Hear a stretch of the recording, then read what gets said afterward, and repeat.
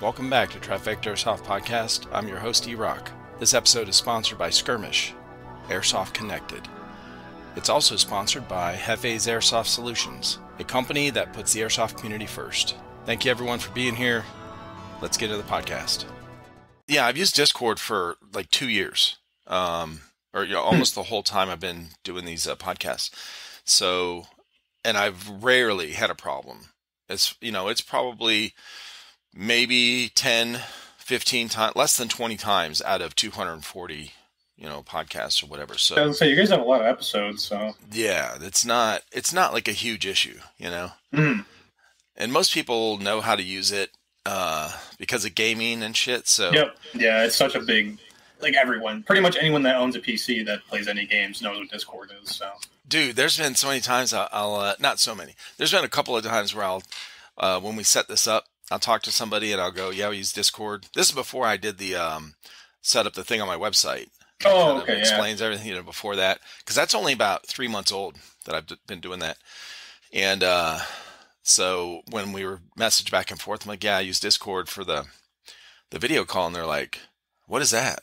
And I'm going, wait, like most airsofters are gamers. How do they not because I asked this one dude, because he even said on the podcast, he was like, yeah, I never used Discord before. I said, well, are you a gamer? He's like, yeah. I said, what do you guys use to chat with each other?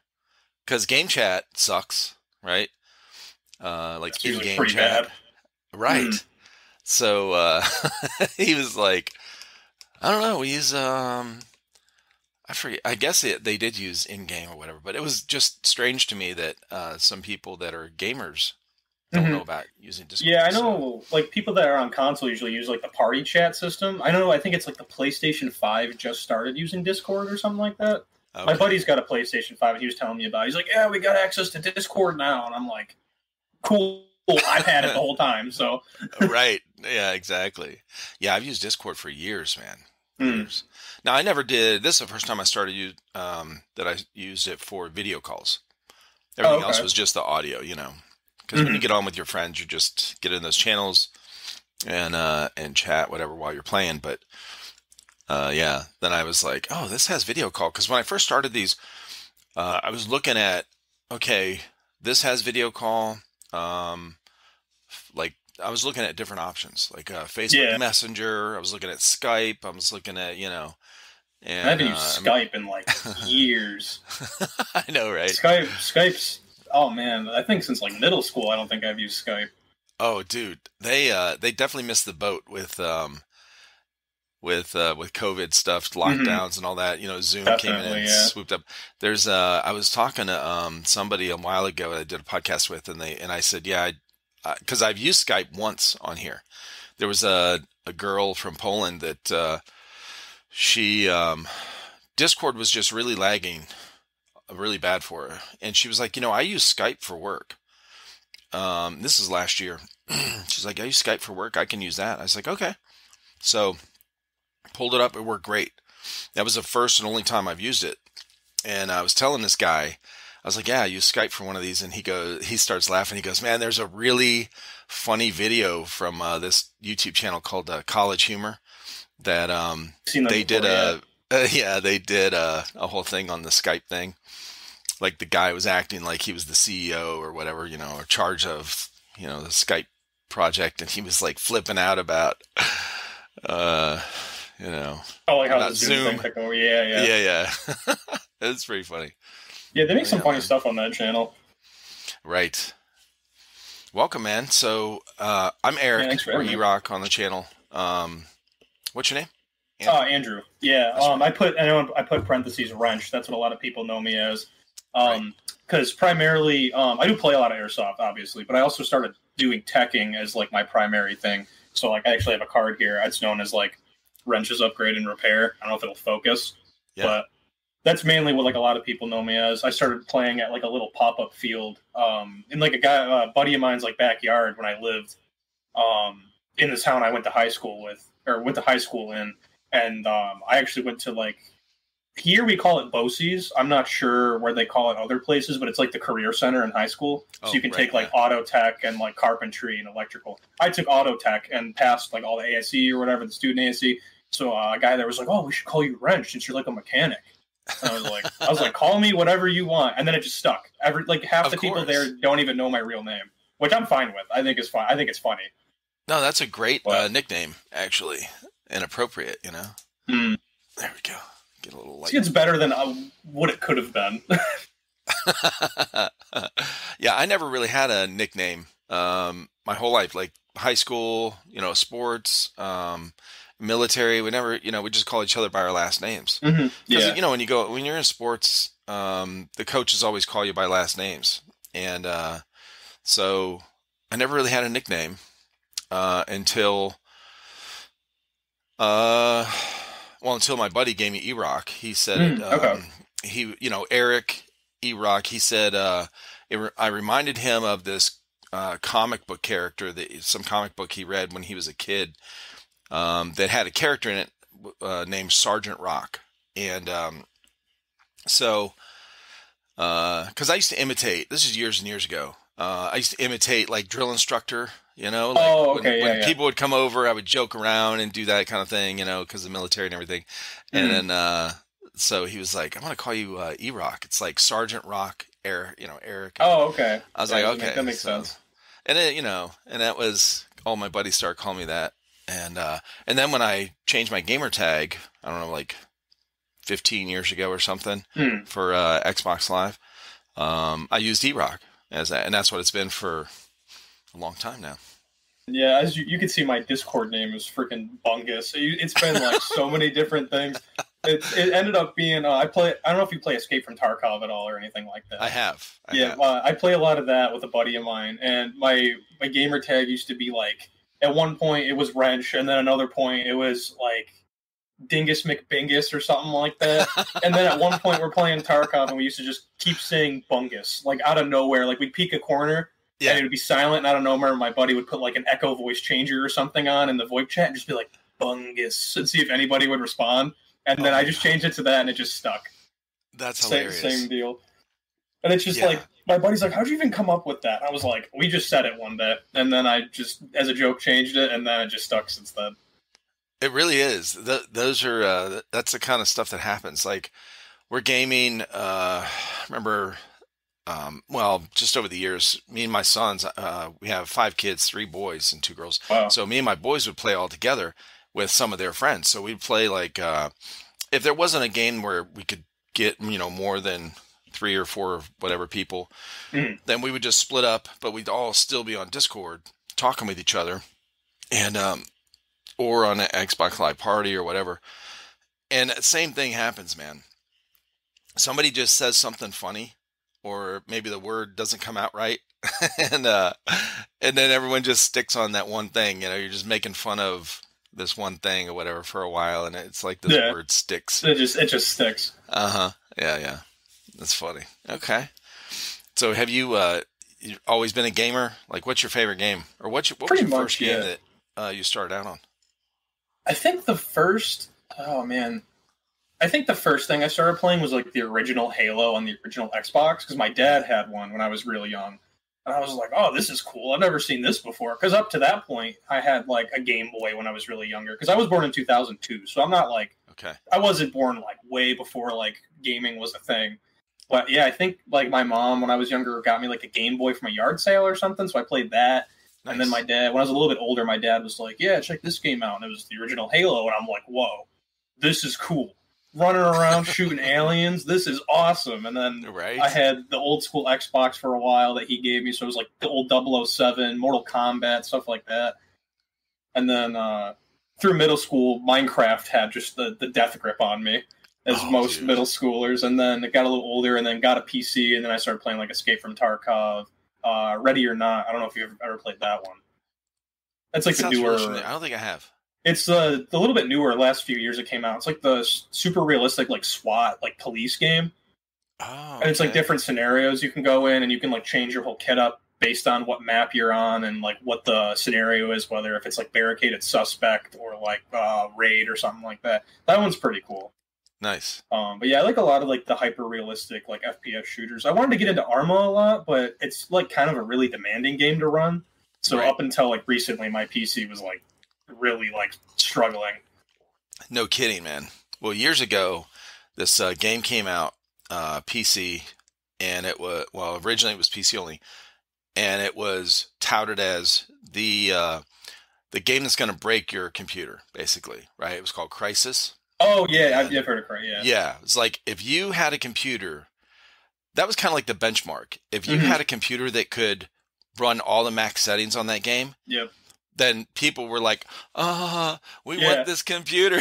Yeah, I know. I don't know if you ever watched Linus Tech Tips, but he used to do that all the time. It'd be like, "Can it?" Yeah. They'd build this PC, be like, "Can it run Crisis?" Right, And right, now it's like, if it can run like Cyberpunk, if you've ever seen anything about that, if it can run that game on all settings and not break, then you got a good PC. right. That's what I've heard too. Yeah.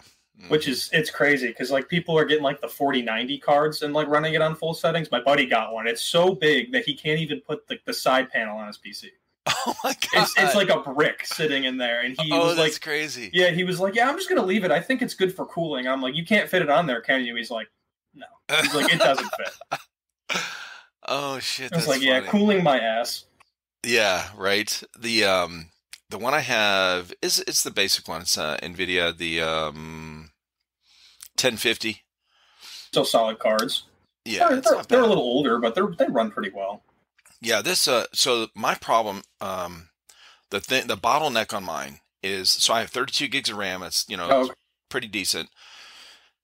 And and then of course that 1050 the my processor is really slow. In fact, it's so slow I can't upgrade to Windows 11. So you get these updates and it shows it tries to it when 11 came out it came out and said give me a error thing whatever said it couldn't do the it'll say update. like you don't meet the hardware specifications or something. Yeah, yeah. Yeah, I get that That's what it too on said. mine. I don't know why, because I don't Oh, have like really? I have like a Intel i5 or something, one of like the decent i5s. So I don't know if it really has to be that much faster, or if it's just there's a way that mine's set that I just can't update it. I like Windows 10. Yeah, I I do too. I don't see anything wrong with it. I know No, everyone was I like didn't freaking care. out about 11, but Well, my son, so that my son came in. We've tried these different tests before because when I we're editing these videos and stuff in the past when we were doing like gameplay stuff, and mm, GoPro footage is the file size is huge as hell. yeah, So especially in like the newer ones with the higher quality. yeah, higher quality. We had the Hero or the 8 Black or whatever, and so some of these files would be, and of course they're recording for longer periods of time Mm, than what we do like an unboxing or whatever. So it might be like 25 gigs. So I transferred into the editing program, and it would take a very long time okay. to get it ready. Where it's optimized, whatever. Where I could start working on it. I could start working on it right away, but it gets real choppy Mm.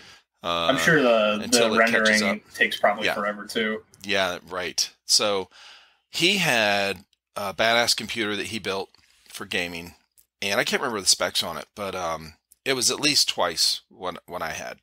So um, we put the same footage on his. He had the same editing program, put it in there, and it was literally like almost instant where he could start editing. Oh wow. It was that quickly, and so just a big difference on that. When you have something like that side by side where you can test, that's where you Hmm. really notice the difference. It's like I'm playing Division 2. Okay, I've been playing that for a while. So I played on Xbox, and I have the newer Xbox that's out Yeah, now. it's like the I have the Series X or previous whichever. version. Oh, okay. Yeah. So not the brick that's out, the big two, whatever. Yeah, like the that mini is. fridge looking thing. Yeah, the mini Yeah. fridge that holds one can. It's so I have the one previous to that. And so I'm playing with these guys that I've actually had on the podcast. I met them all through here. So these got a bunch of guys in Tennessee. They're on Speedsoft teams, Hmm. HSA, and then Praetorians. So Call Sign Pumbaa, Houdini, and a bunch of other guys. So we're all playing this. Well, and Constantine, who's Akimbo, I've had him on the podcast a couple times. So some of those guys, most of them actually, have the newest Xbox. And then me and Houdini have the previous version. So we notice a huge difference. We're all on, party chat, we're talking, and we're transferring to the countdown. It's like a separate game mode or whatever. And it has to load. It's this whole separate map. So me and him will be on 9%. When we hit 9%, they're already in the game waiting for us. They're already in the map waiting. So that's when you notice a huge difference. That's like how it was when I switched. I remember when I first built my PC, I still had like an old school like hard drive, like just a magnetic old school WD Blue hard drive. And then I switched to like an M.2, like the newest like SSD or whatever, just to put Windows on.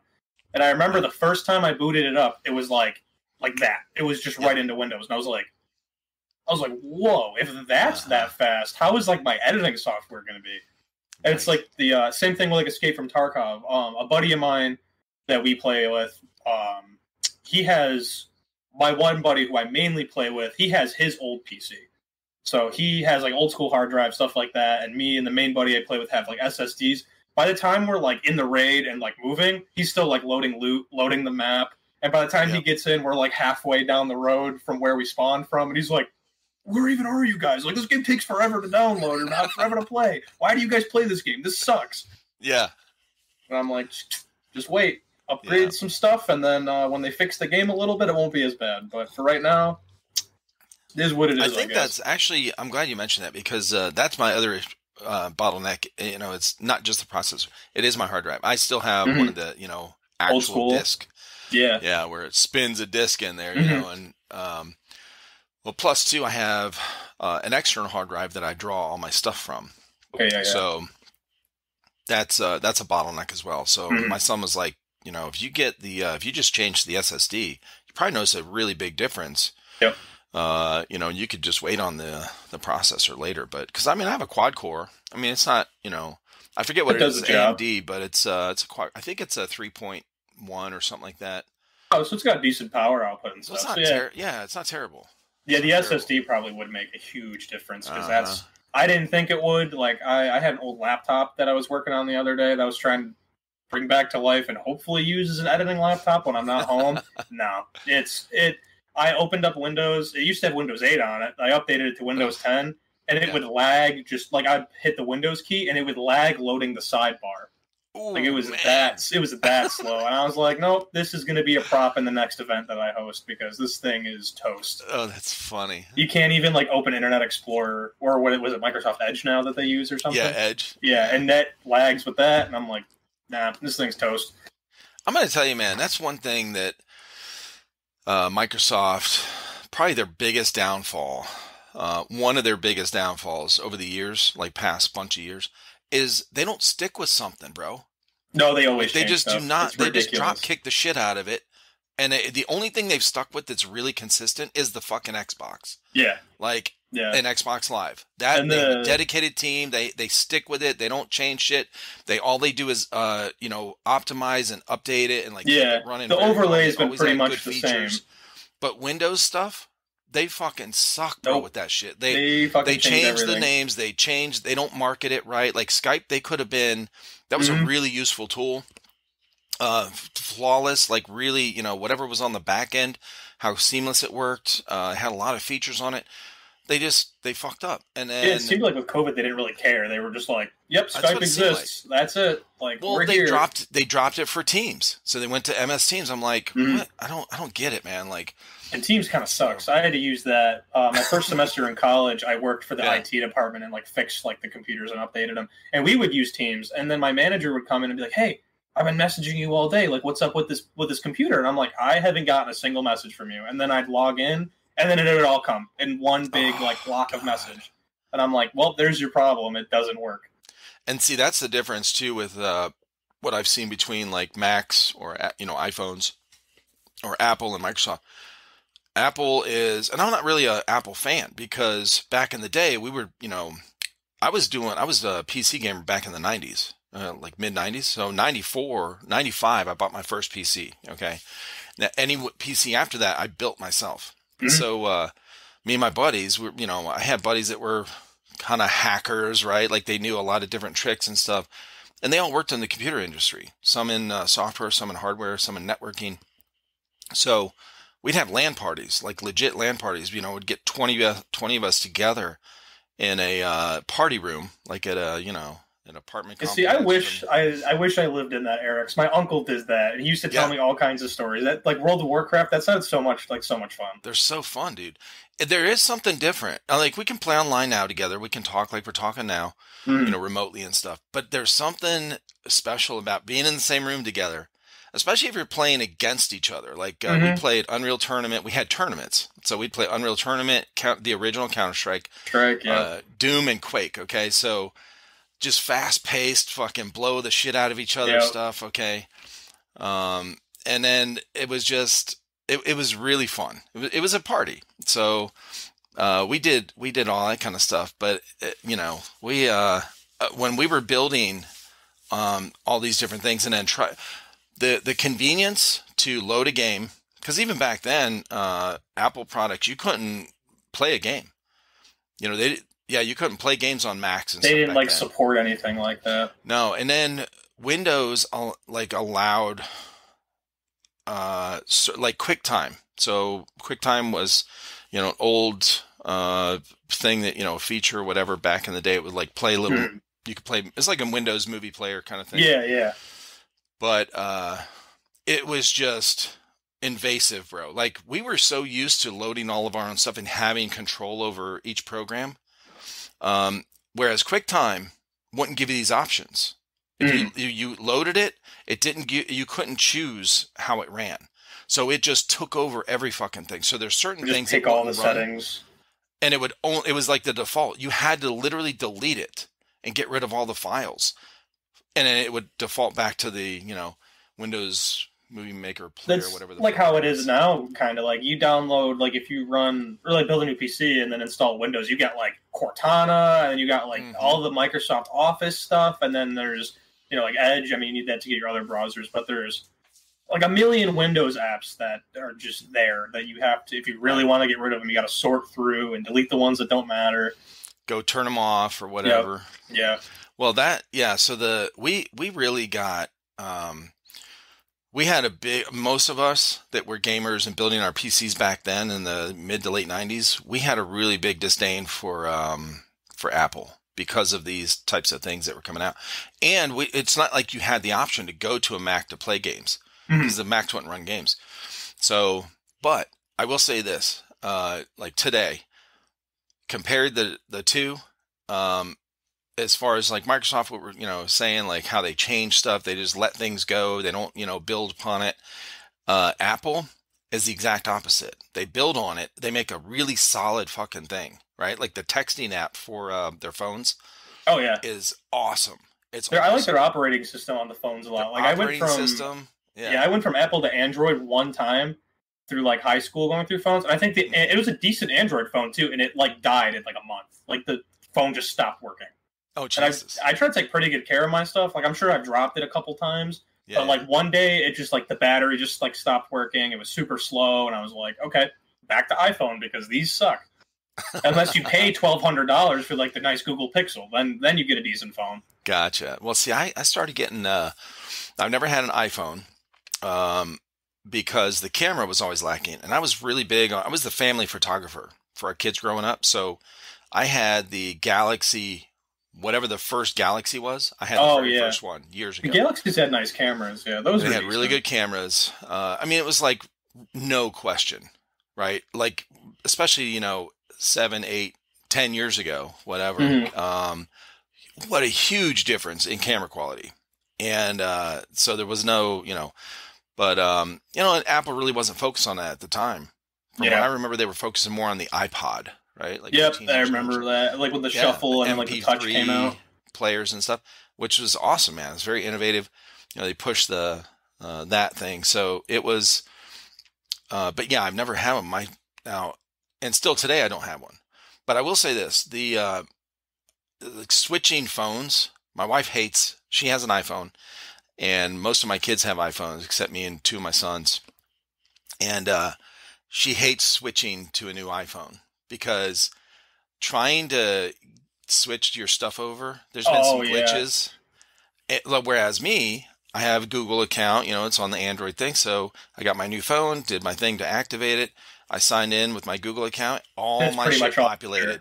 Yeah. I was done setting my phone up in literally 10 minutes or less. I do like that about Google. Since on iPhone, I'm pretty much just like, all right, everything's a lost cause. I'm just going to leave it all on that phone and transfer it at some point and then just start fresh. Well, that's what I told her. I was like, listen, we have this cable.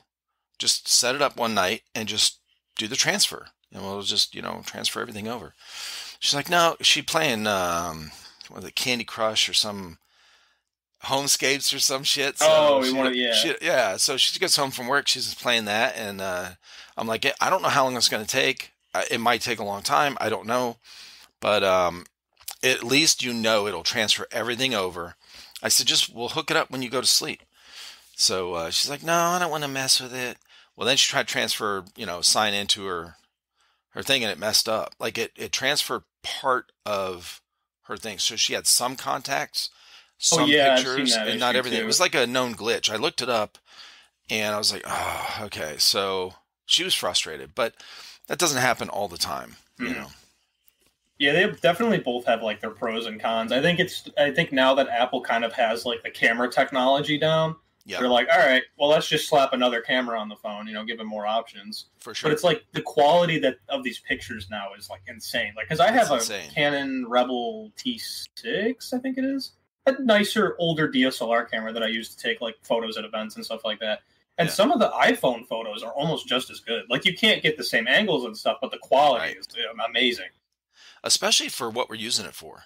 Mm-hmm. So you're not blowing it up on a 40-inch screen, right? Yeah. So most people, they're looking at their phone, and it's super clear. And you can zoom so far in and still see like the grain of like the photo, like my DSLR camera takes. It's crazy. It is pretty insane, man. How they've they're all pretty equal now with the camera stuff. I think they've pretty much all caught up. With that kind of technology. I think the big thing that Samsung had early on was it wasn't the megapixels. I guess the megapixels are pretty easy to, 20 megapixels or whatever it is, 12 megapixels. It's the light sensor. So if you get the light sensor correct, then you can have really clear photos in all these different environments. I'm sure it's hard, like at least back like when the first Samsungs came out to get something like that in such a small package now. Like, it's crazy how far this stuff has come. And it's like the same same can be said for like some of the stuff in like Airsoft, like the Titan MOSFET. That's crazy. Like, I have this gun here. It's a Strike Industries that I got the other day. Yeah. And it's got a Gate Aster in it. And it's like my first time playing with it. I plugged it into my computer, and it's crazy. Like, you can change so much stuff. Oh, yeah. Like, I remember when the Combat Machine used to be like the gun, and it was just a normal trigger trolley, and it was normal glass fuse. And all of this, you plug it into your computer, and you can program it. You can change the recon. It's crazy. So I don't know when it was. It was sometime last year. I was talking with somebody, and I don't know a whole lot about all these different parts of the guns and stuff. And I've taken gearbox apart, but I'm talking like the electronics, like especially electronic triggers, MOSFETs, all this shit. I'm like, I don't really understand what it does. So, and what features. So this guy was saying the same thing. He's like, yeah, I can adjust this, and I can make it shoot like a different kind of burst each time you pull the trigger. I was like, wait, well, how do you do that? Like, is it like one of these, how you can change certain settings in your car by turning the key a certain amount of times and then pressing the gas pedal and then turning the key again and it does something. I was like, do you have to do that? Like pull the trigger, then maybe like, hit the mag release and then pull the trigger 3 times, and he's like, no, I plug it into my computer. I was like, what, where, what are you talking about? Like, I had no clue. It was funny. Yeah. I still don't get how it works either. So like, cause when you look at, I actually have it here, the USB link for the gate MOSFETs. And it's literally, you just plug it into the Dean's, like the Dean's connector, where you plug your battery in. Yeah. It's one of these, I don't know if it'll focus, but there you go. Yep, right like there. That. And you just plug it in, and I don't understand because there's no like data transfer cable. It's just the power cables to the MOSFET. It just, you plug this part into like, it comes with a cable too, but it's like, this has like the actual data stream in it. And then somehow you plug it into your gun, plug the cable in, and it somehow connects it all. I don't get it. And I got a pretty good understanding of like electronics and stuff. Like, cause I plan on going to school for all that, blah, blah, blah. And I still just don't get it. I'm like, it doesn't, there's somewhere where it's just not connecting in my brain where how somewhere where you would just plug in a battery can transfer data to a circuit board into your gun. But it's cool. I'm not complaining. Like, it's an awesome system. I just don't get totally how it works. I don't either, man. I don't either. The cool part I do like. Well, that's like the RFID system, you know, that's you know, I never understood that, and I'm going to tell you who would understand this. Brandon, if you're listening to this, he's the owner of Skirmish. Yeah. So there we go. Oh yeah, I did watch your guys' podcast with Obsidian. I think it was Obsidian, the Obsidian Order guy, and he talked about the Skirmish system. That was pretty cool. So I remember him saying something about the Blue Fox Tracker app at the Battle for LA was just wasn't working. Not working. Yeah, right. I've heard that since like it came out. People have been having issues with it. Well, you know, speaking of that, like those type of things. Well, since we're on the subject, shout out to the podcast sponsors, Hefe's Airsoft Solution and Skirmish. So these guys are awesome, man. They're really doing some cool things in the community, and I think they're pushing the. You know, Hefe is he's got his own, he does a lot of builds with AAPO1s. If you wanna... I think I have seen. Now it sounds familiar. I think I've seen some stuff. Yeah, I always have like all these videos have the description, or in the description they have their links in there, and so they recently, just last month, actually became sponsors of the podcast. So, and I give them a shout out, whatever. But they're pushing the envelope with kind of like Skirmish, trying to get this, you know, hey, player stats, because there's no, you know, and this is like country, you know, anywhere you go in the United States, if you have your bracelet that is, you know, it's yours, the one that you buy, not the free one you get, because you can go there without having your own bracelet. Oh, and they give you like a guest one or something. Okay. So you could still participate in the game, like that particular game mode that's using that system, but it won't track your player stats. So, but if you have your own, no matter where you go, anytime you play that, you know, on field that has the system, it keeps your player stats, which I thought was really fucking cool, man. Because cool. Everyone's like, you know, so many people I've talked with are like, well, I got into Airsoft because I wanted to play Call of Duty in real life. Yeah, I hear that a lot too, actually. Yeah. And then I'm seeing a lot of these games and stuff that are and fields. They're not really updated for like that kind of thing, right? Like even milsims, 3D milsims, they'll have some cool features, but you walk away from there and they'll have some awesome setup. I'm not downplaying it at all. Like they have tanks. You know, we've seen vehicles that these things that, you know.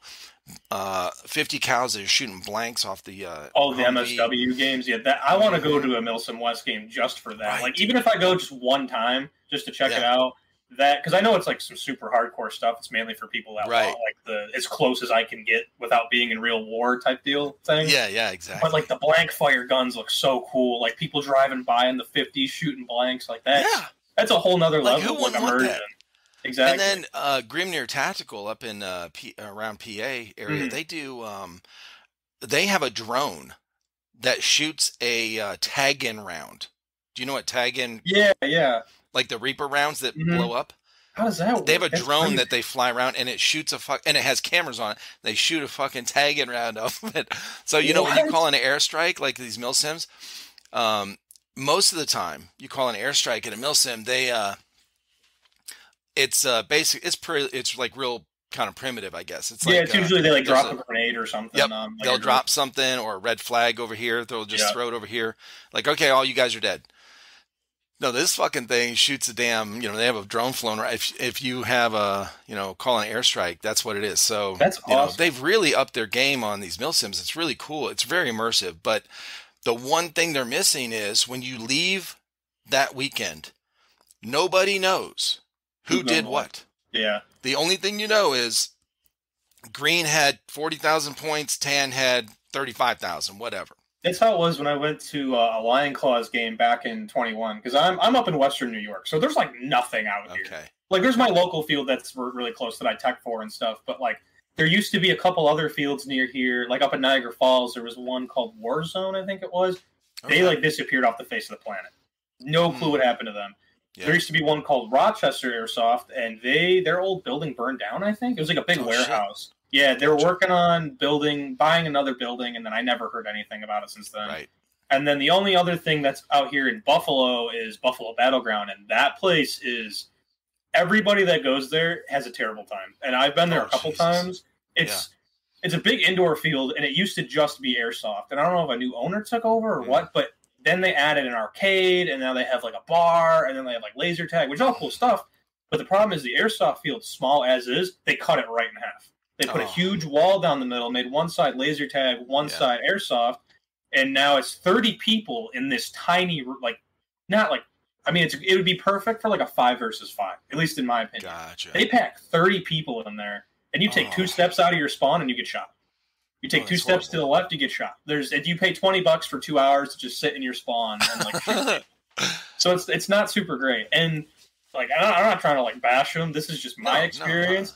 The last time I was there, because how it's set up is like you walk in, it's all the arcade, and you take a left to the Airsoft desk, you take a right to the bar and laser tag. And so in the main area, there's not like a cut-off doorway or anything to get into the Airsoft. You can just walk into the prep room, and then if the door's open, you can just walk right into the field. I remember getting my gun and everything ready, and someone's toddler comes sprinting through the prep room.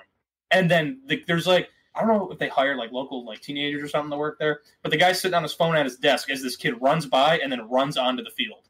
Thank God they weren't having a game. And I go, hey, is someone going to stop that kid? And the guy goes, what? And I was like, someone's toddler just ran into the field. He's like, what? And he jumps over the counter and goes after him. I'm like, oh my God, like nobody noticed that? And this kid had to have been like 2-3 years old, not knowing any better, just running through. And I was like, because I didn't know if it was somebody's kid. I don't want to like grab him and be like, no, don't go in there, because then I could look like someone trying to steal their kid, and I didn't want to. I didn't really want to be involved in that. But I was like, hey, little kid running in the field, don't want them to get shot. Oh my God. Yeah, so that's like as of right now in my area, it's my local field, River City Airsoft. And they're an outdoor field, and then there's Buffalo Battleground, and there's like these local pop-up fields that people do like in their backyard. Like there's one in Lockport called the Flint Camp. It's owned by this guy named Thomas Flint. Well, they named it the Flint Camp, and it's a pretty cool field. I've been there a couple times. It's just like it's a weird in the legit airsoft world. You know, you got to have insurance, you know, everything like that. With these local fields that just pop up, it's almost like they're putting themselves at risk, because like, if someone gets hurt and you're charging people to play, you know, you don't have insurance. Like, what if someone gets their eye shot out and like, So that's where I'm always like, oh, cool, new place to play. But what happens if the cops get called because someone gets their eye shot out and like I'm there? Like, what does that mean for me? Like, do I get questioned? Do I get in trouble? Like, obviously not, unless I probably do the shooting or something like that, or if it's an accident. It's just like, I don't know how it is towards, like, I know in, like, the West, like in California and Texas, there's so many fields. Like, Georgia has Ballahack. They got, like, SS Airsoft in Atlanta. Yeah, right outside Atlanta. Yeah, right outside Atlanta. Uh-huh. And then there's D14 in Texas. In Virginia, like the Virginia, East Coast. That's what it is. Right. Yeah, up in New York, there's, like, nothing out here. Except, like, Central. Once you get towards Albany, you get, like, Zulu and stuff. But. Okay, right. Yeah. And then, well, you've got Zulu. You got Zulu 24. And then Full Auto Airsoft. Oh, I've never heard of them. But that's not. So their storefronts in New York, but they actually opened. They're real close to the New Jersey border. And so they're like on the other side. Okay. Yeah, their indoor field opened in its New Jersey address. So because they wanted to stay away from the New York gun law stuff that was going on last year. Yep, that's like the whole other thing we're going through is like, I heard that e-bike can't ship to us like. What's the word? Like residentially, like you can't order something and have them ship it to your house, like a gun. But like gear and stuff is fine. But this is what I've heard. I don't know what the whole law thing is. Yeah. A buddy of mine recently said that you can do that because he ordered a mystery box like 3 weeks ago and they shipped it to him and he won like a EMG sniper and some other M4. So I don't know if it's a gray area. I do know that like when you order something, it's like items in this package might like contain something that goes against law, so and so. By checking this box, you certify that you're 18, or using it for theatrical purposes or something. Yeah, I don't know if e-bike's just like covering their ass and they're like, "Hey, you do something, we're not responsible." Right. But like that gun back there, that's a customer's gun that he got shipped through e-bike. Okay. So I don't. that a PKM? It looks it's M60. An A&K 60. M60, yeah. Yeah, nice. It needs the gearbox fixed up. He brought it to me and he's like, it doesn't shoot. And I was like, that all the info you got for me? Okay. I'll see what I can do. Right. I'm not a huge fan of A&K. Sorry, random tangent away from what we're talking about. No, go ahead. I'm not a huge fan of A&K only because a couple years ago I bought my brother a SVD by them, the AEG. Right out of the box, we put it in semi-auto, shoots in full auto. So that was already a problem. And then after about a week of playing with it in our backyard, the stock snapped off because the piece of metal they use to like attach it to the body is like super cheap pot metal. Yep. So when he brought this to me in the huge A&K box, I was like, oh god. Well, here we go. But it's no wonder it doesn't work. Solid. Yeah. I don't know if he worked on it himself or if he has another guy that works on it, but he handed me it. And I took the gearbox out. Super easy to take out, which is nice with that gun. You pop some screws out, and it slides back and pops up just like a nice rectangle. Kind of like the M249 gearbox.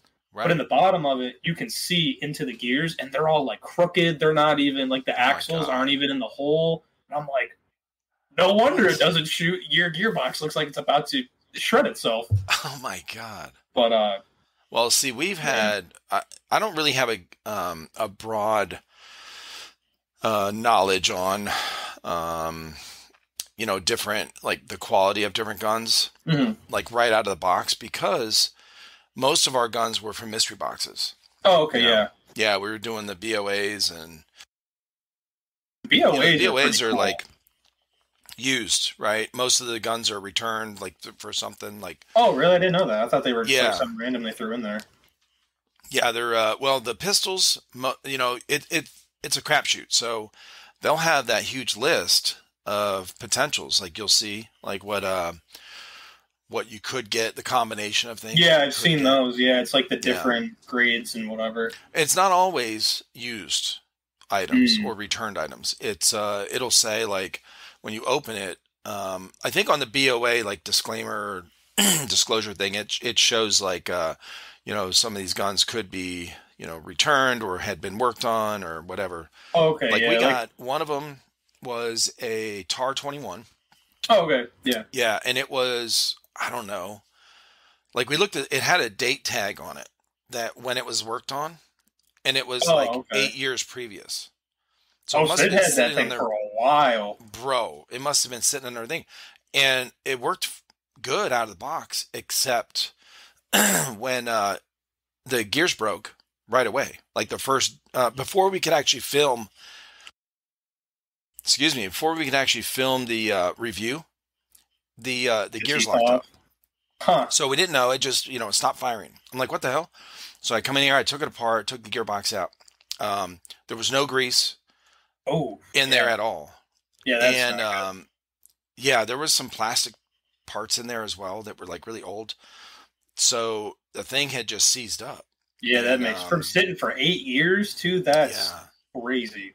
That bucking probably was all dried up too in the hop up. Yeah, it was all dried. Surprised it didn't like crack in half as soon as you. Well, we didn't, and this too, like fairly early on our channel, we didn't really know like to check these things, and like we started learning later as we got more and more of them that had issues right out of the box that were like used ones or returned ones, whatever. Like the motor wasn't screwed in all the way, like the depth, Oh, so, the motor height or whatever, motor height. So we had, I think it was a Thompson, a Tommy gun. Or maybe, anyway, one of those types. And we went to, on the review, I think I left it in the video actually. Went to shoot it, shot a couple times, and then it just stopped working. You could hear the gears grinding. And I was like, what the fuck? And I was like, oh, that's, my boys were like, I think it's the motor. Like it's not, So I brought it in here, had a screwdriver, whatever, the bottom screw, the motor height screw, whatever. Tightened it up. Well, I had to look up a video. I tightened it up all the way to where it was like really, and then start loosening it until it like got really. Maybe I did it the other way. I can't remember. Maybe I loosened it all the way where it wouldn't grind, and then started getting closer and closer where it sounded smooth.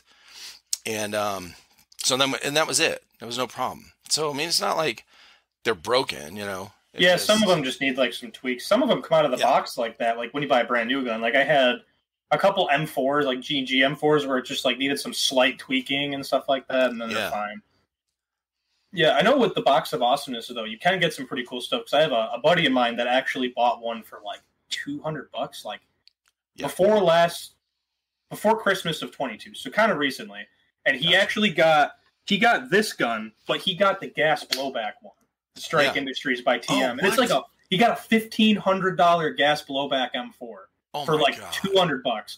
It's like this exact gun, just gas blowback and a little bit longer. It's like the TM MWS system or something like that. Holy shit! It's a cool gun. He let me shoot it when he got it, and it's nuts. The even crazier. We got some really good ones too, as well. Yeah. Yeah. Sometimes you get some awesome stuff. Especially for the price you pay. The even crazier part is he bought the mystery box for another buddy of mine in the same friend group, and he's like, "Hey, I bought this mystery box for a gift for you for Christmas, and this is what you won." And my buddy's like, "Oh no, it's fine. You can keep it. Like I don't like gas blowbacks." And I was like, "Oh shit." I was like, "You gotta be shitting me! That's a $1,500 gun. He's just gonna give it to you."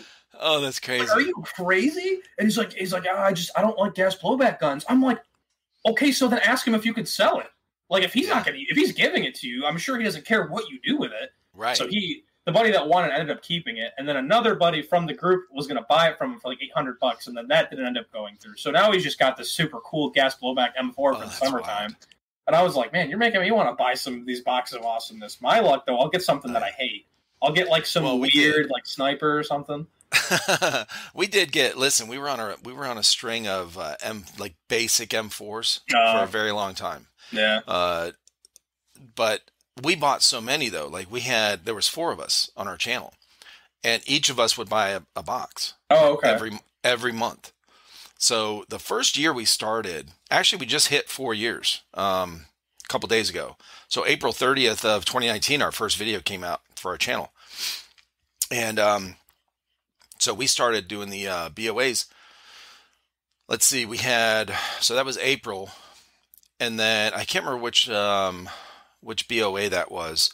But then the next, so then we had the Easter edition one or something? Memorial Day. Yeah, I think May. So it was Memorial Day. Well, then there was like 4 in a row. Okay, so there was Memorial Day. Then there was June 6th, like World War II thing, right? Mm-hmm. There was a BOA for that.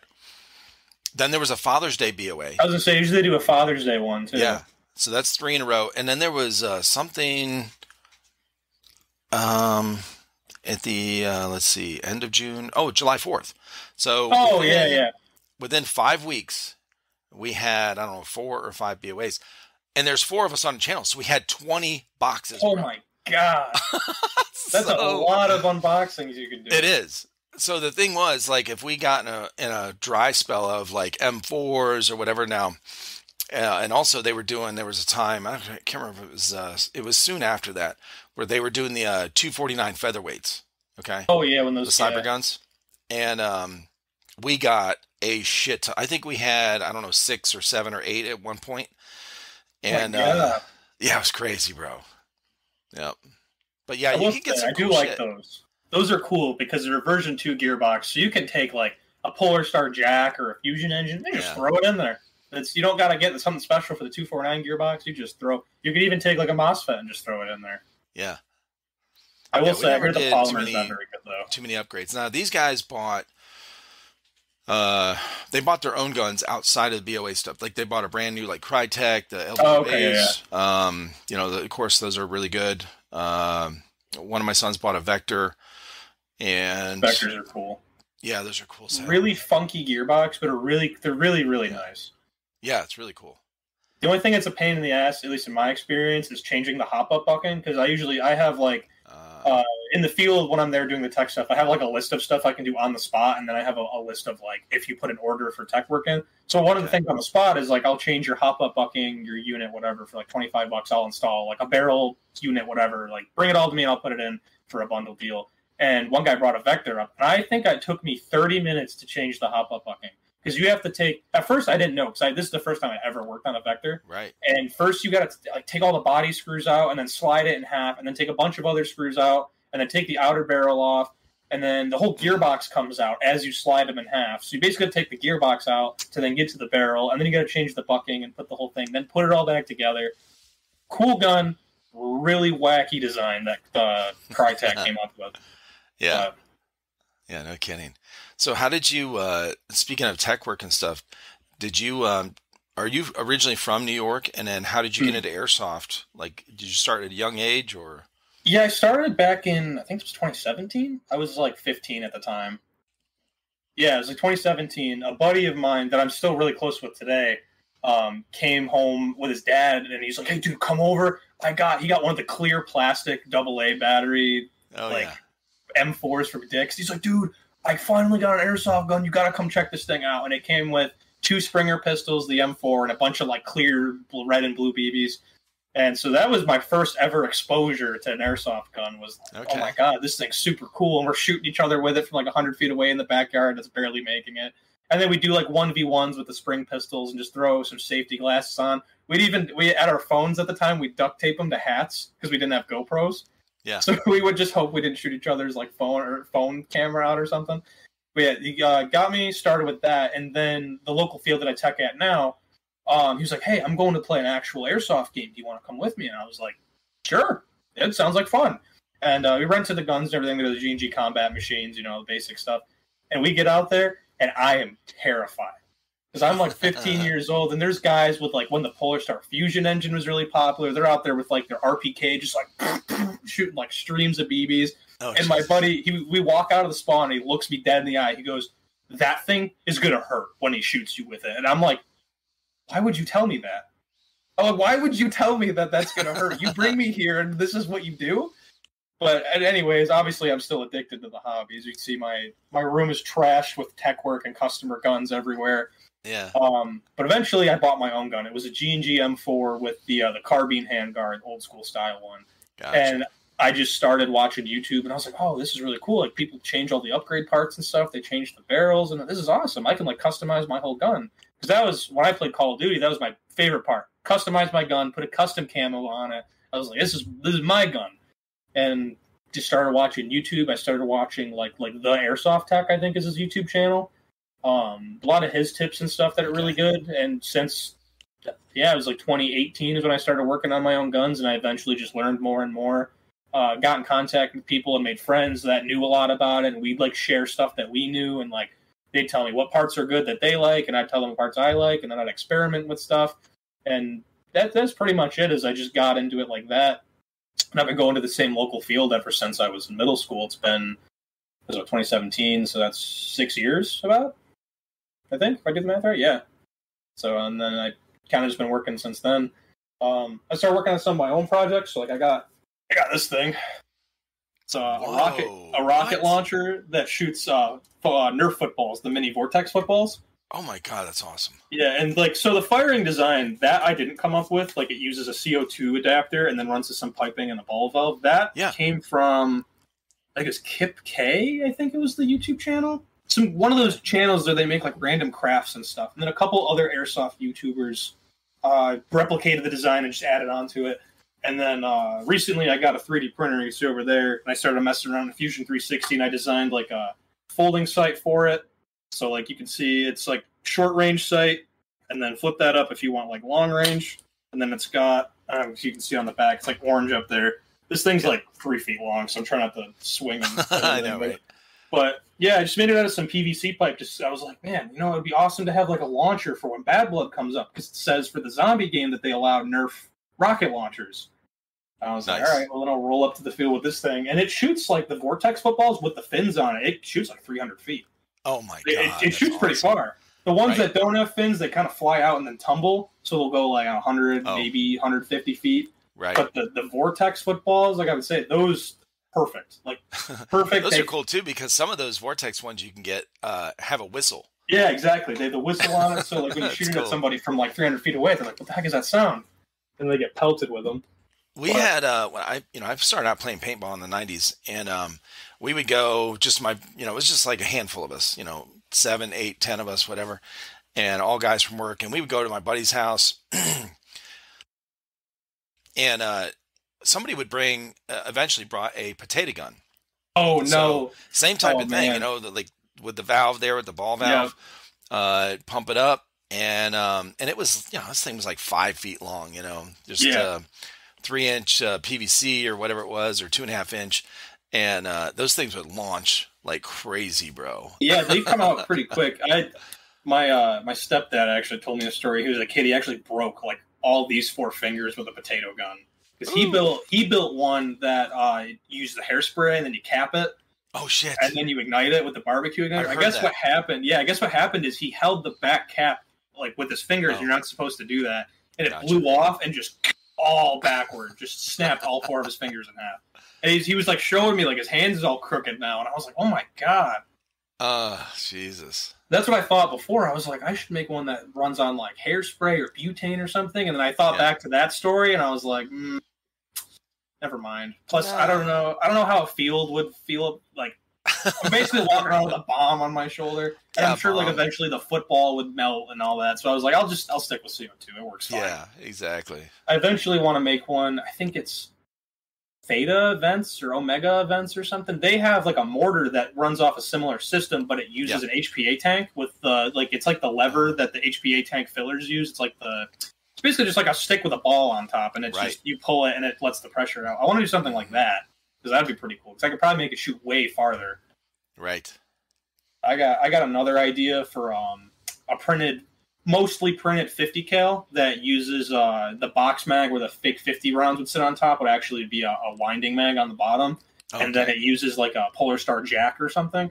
Because then I could change the fire rate on it and make it shoot so it's like doof, doof, doof, doof, doof, and like slow, but it use like a high pressure. Right. Because all my buddies, we want to do something cool. Like my one friend has a golf cart. We're like, dude, what if we put like a minigun on top? Like, how cool would that be? All right. I've seen these, man. Some guys have made. I've seen these dual miniguns. They just take the 2 miniguns. Yeah, they just put them together, bolt them together or whatever. And I've seen them do it with the. I can't remember who makes it, but the Browning 1919, like the World War II machine gun or World War I machine gun. They've done that. I've seen them do. It's pretty cool. Right. A lot of really. We had something cool similar stuff. in paintball. This one field I went to, they had they took 2 Tippmann 98s, put them together, with the spacer in between. They hooked up. Now the triggers were the same. Normal, but they had the wooden handles on the back, vertical, cool. Just like the. So from the back, it looked like the 50 cal machine gun. It was pretty cool. That's cool. Yeah. Yeah, it's what I kind of want to do something similar to mine. What I was thinking is like get a good design down. I'll probably print the body and then eventually actually weld like a steel body for it, like just a plate metal, and then put like a 3D printed fitting on the inside to hold the unit and like the barrel and everything. But like my original model was going to be like mostly plastic and like PVC for like the outer barrel, just to keep it kind of light because like that thing's going to be heavy when it's done. Like the 50K, it's a big gun. Yeah, it is. I've been messing with one. We got one of those Barrett looking replicas, whatever. It was, I think it was 6mm. Was the brand? They make a lot of those cool. I think they make the World War I was talking about, the 1919 Browning. Okay. Yeah. I think that's them that makes that one. There might be a couple companies that make it. Yeah, this thing was pretty cool. We actually took it to an airsoft field, an indoor field. We didn't use it. We just took it there for we were trading. That's what it was. Oh, okay. So the guy that we were trading something with, I can't remember what we traded for it. But anyway, we ended up meeting a bunch of people there. I made a video on it where we went to it was Airsoft Columbia down here in South Carolina. And indoor field, pretty small, but a lot of fun. And we had all these, people looking around, all the stuff. I brought all this swag and stuff from stickers and patches and stuff we were handing out. Yeah, it was really cool. But everyone got, we assembled the gun.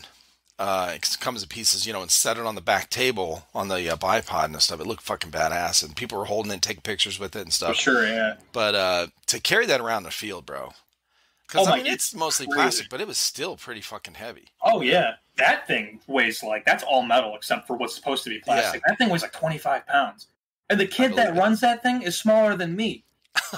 I'm like 145 pounds, and this kid runs like a Vietnam loadout, and people were asking me about it because we had like a big tech table behind the counter so people could see what I'm working on. And they're like, oh, you got that kid's M60. I don't know how he carries that thing around. He's like hip fires it because I try to shoulder it, and it's heavy. Yeah, you Same can with like the PKM. hoist it up there and hold it for a good probably 7 seconds or something. And then your arm starts sagging down. Like if I was running that thing, I would probably throw a sling on it and like just hip fire it. Put like a laser or something on it, like duct tape, figure it out, and just hip fire because that thing's crazy. I just saw this. I don't even know if it was Airsoft. I saw this short video of a guy that does like fabricating and stuff. And he built this harness that holds 2 miniguns. And I think it was Airsoft Channel. I think I've seen. Have you seen that? I think so. Yeah. He's holding them like this, and you can see the frame. Yeah, and he comes down and it's like hydraulic. It's got some hydraulics in it where, just like assist. Yeah. And he can move them around like with ease, like he's not even struggling. I saw a guy do that with, I think it was an MG42, the old World War II German machine gun. I think a guy did one like that. I think it was a Balahack video. Maybe. Okay. I'll see if I can find it at some point. But the guy's walking around. You'll see a lot of unique things at Balahack. It's such a big field. It's crazy. Like I've never been there, but like from all like the Rev videos they do, it looks massive. Yeah. Like I'm gonna tell you who, if you don't know him on Instagram or YouTube or whatever, NEPA, NEPA, Northeast Pennsylvania Airsoft, NEPA Airsoft. I've had him on the podcast, a handful of times. Older guy, Don.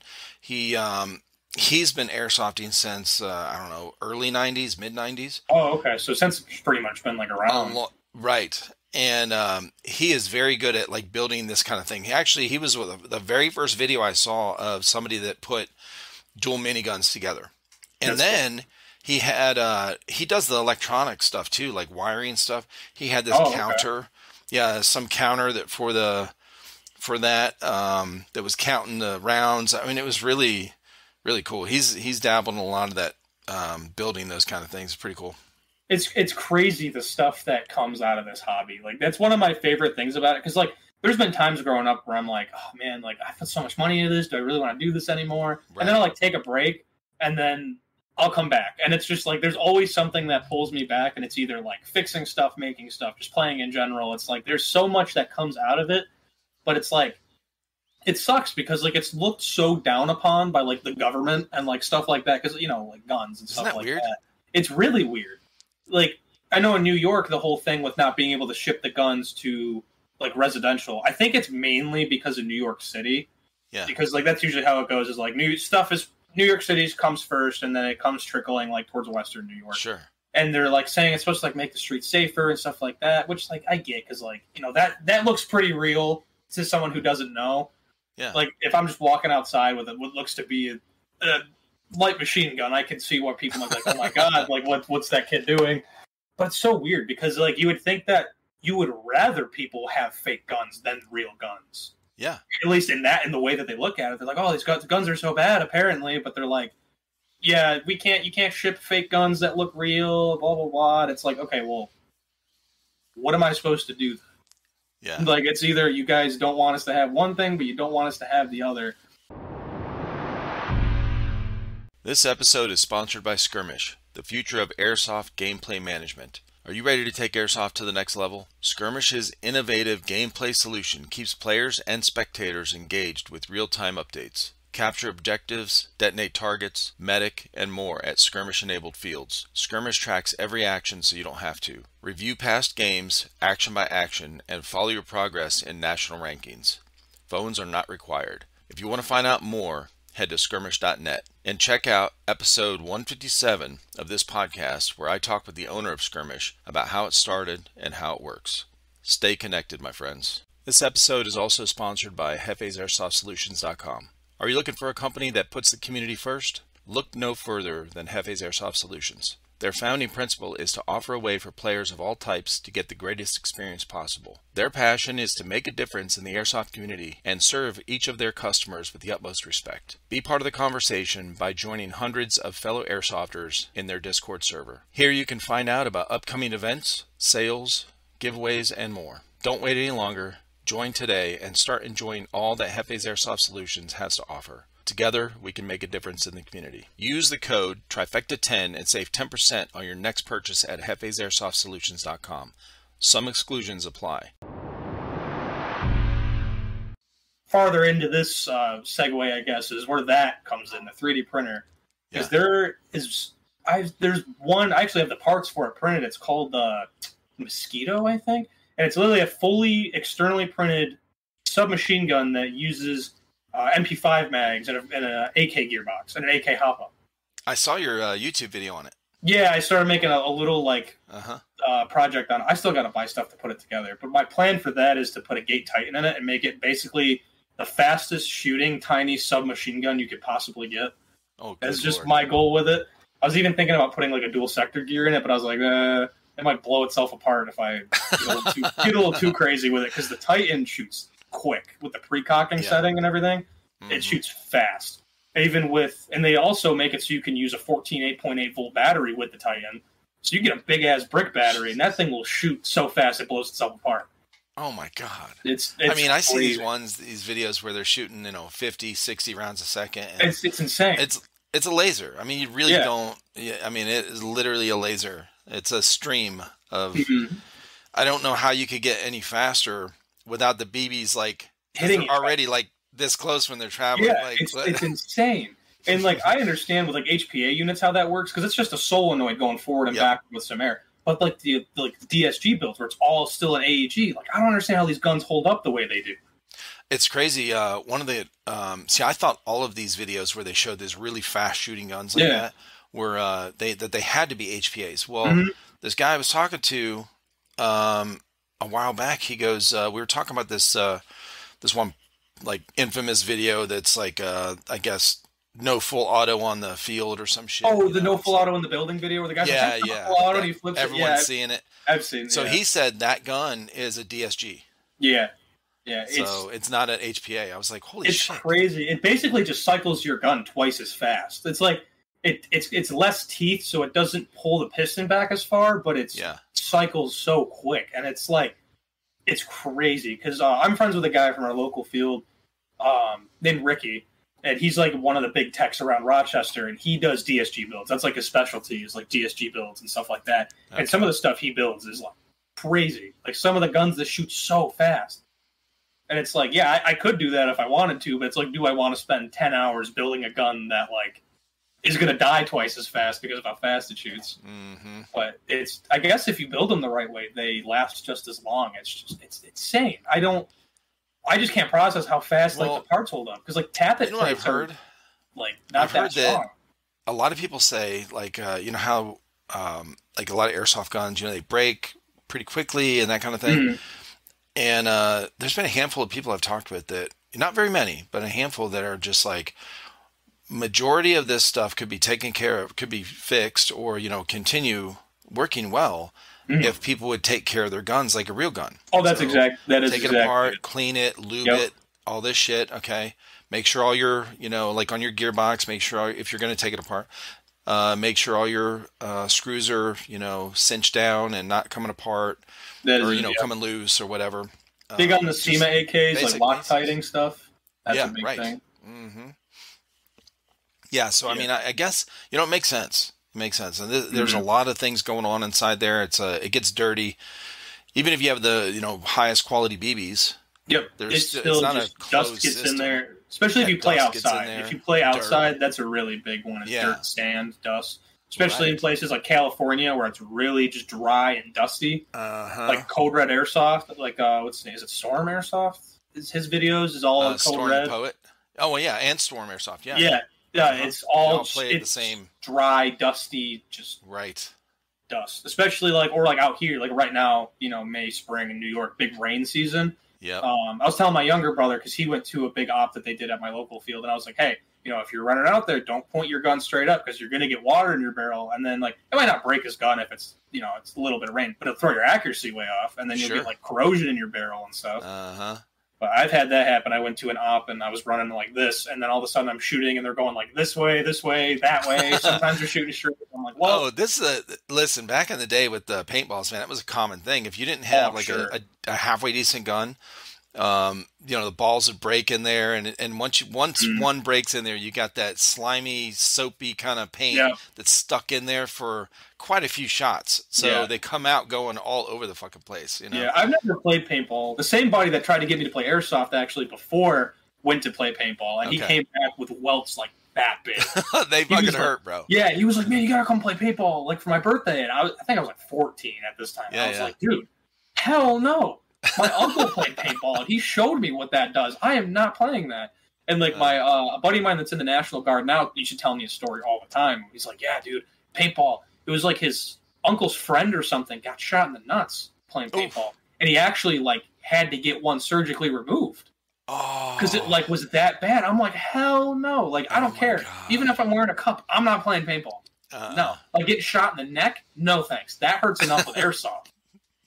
Yeah, no shit, right? I'm good. Like, I'm sure I'll try it at some point, because I've shot paintball guns. They're a ton of fun. But, like, I feel like I'm that guy that will get shot right in the throat. Or, like, somewhere where it's, like, the worst place you can get shot. We're a big baklava thing or whatever. Yeah, you have to wear... I see people wear, like, the padded things, yeah, the padded. Like even in airsoft, like I've been shot. Like I had a guy shoot me through a hole this big from like over 100 feet away with a novice sniper right in the ear. Oh shit! And that hurt like bad because I just wear either a baseball hat or one of the high cut helmets or something. And then right after that, I started wearing the Walker headset because getting shot in the ear. And then not only that, when I went to Lion Claws, I didn't have it at the time. And they were allowing the tag and hand grenades before they banned them. Or, stop the importing or whatever. Right. And I was stuck in this tiny arcade building, and it's just tagging after tagging after tagging after tagging. And there was a guy on Tan Team because Amped was there for like their trailer thing they do at the store. The guy in front of me in line, he was on the opposite team. I think he bought like $300 worth of taggings. He bought like a stack of boxes like this big. Like he had a belt. 5 of them. Yeah, like he bought like half their stock in the trailer. Oh, that's crazy, dude. Yeah, it was nuts. And then not only that, the same guy, because he bought both the hand grenades and the Reaper rounds. This was the first night of the event. It was like 8:00 at night, and we're doing the night fight thing, and they're screaming like ceasefire or whatever. We're like, what's going on? Like, what's that's weird. Usually there's like an emergency when that happens. So we're all walking up to this like it's like the center of the field of the amusement park where they did it, where the arcade building is, and they got the big tube like was it fluorescent bulbs or whatever? That pop when you shoot them. So what happened was this guy that bought all the tagging rounds was aiming to the building to land it in the building to kill the guys in there. Right. And he aimed a little bit too high. What happened is he barely nicked this light. And when he nicked it, the round exploded and then shotgunned all of the glass on top of these guys. So one guy got his arm sliced open, and he's like 7 feet tall, like this giant guy on my team. And I'm like, you're telling me out of everything that could have taken this behemoth down, it was a piece of glass cutting him open. Like, that's crazy. It was pretty bad, though. Like, it wasn't like... He came back the next day with, like, 6 stitches, I think, like, right here. Because it just came down and just... But it's nuts, bro. Crazy. But, yeah, like, these things are so loud, and we're basically in a sheet metal box with no hearing. Those fluorescent lights, too, they have some kind... You're not supposed to breathe that stuff. You're not supposed to break them. The gas they have some kind of... really bad. Yeah, gas or something in them that's, it's not good for you. Yeah. That event was kind of like... I don't know. This was the only Lion Claws game I've ever been to because it was so close to where I lived. I was like, oh, shit, yeah, like, I can drive like an hour and make like, that's fine. But I hear that a lot of Lion Claws games are kind of a shit show from what I've heard. Oh, okay. What I've heard. Like, the guy, I met the guy that runs it. Super cool guy. I can't remember his name off the top of my head, but I met him briefly. Really cool guy. Is it John Liu? I think so. I think that's the one. Yeah, I think that's him. He was really nice. He was really cool. But, like, the issue they were having is at the deal they made with this amusement park owner, because I went to this park before they closed it down during COVID when I was a kid. So that was part of the other reason I wanted to go. I was like, dude, how cool is it to fight in an amusement park I went to as a kid? That's awesome. Yeah. They had, in the corner of the map, there's like this bridge that crosses from like where the Ferris wheel is to the mainland area, and there's a water park attached to it.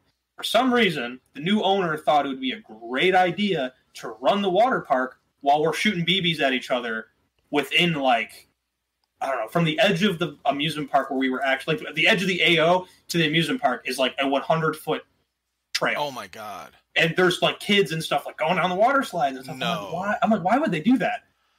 And I had, like, a brief conversation with the refs and stuff that ran it, and getting to know them and stuff. And they're like, yeah, the owner said this was supposed to be closed.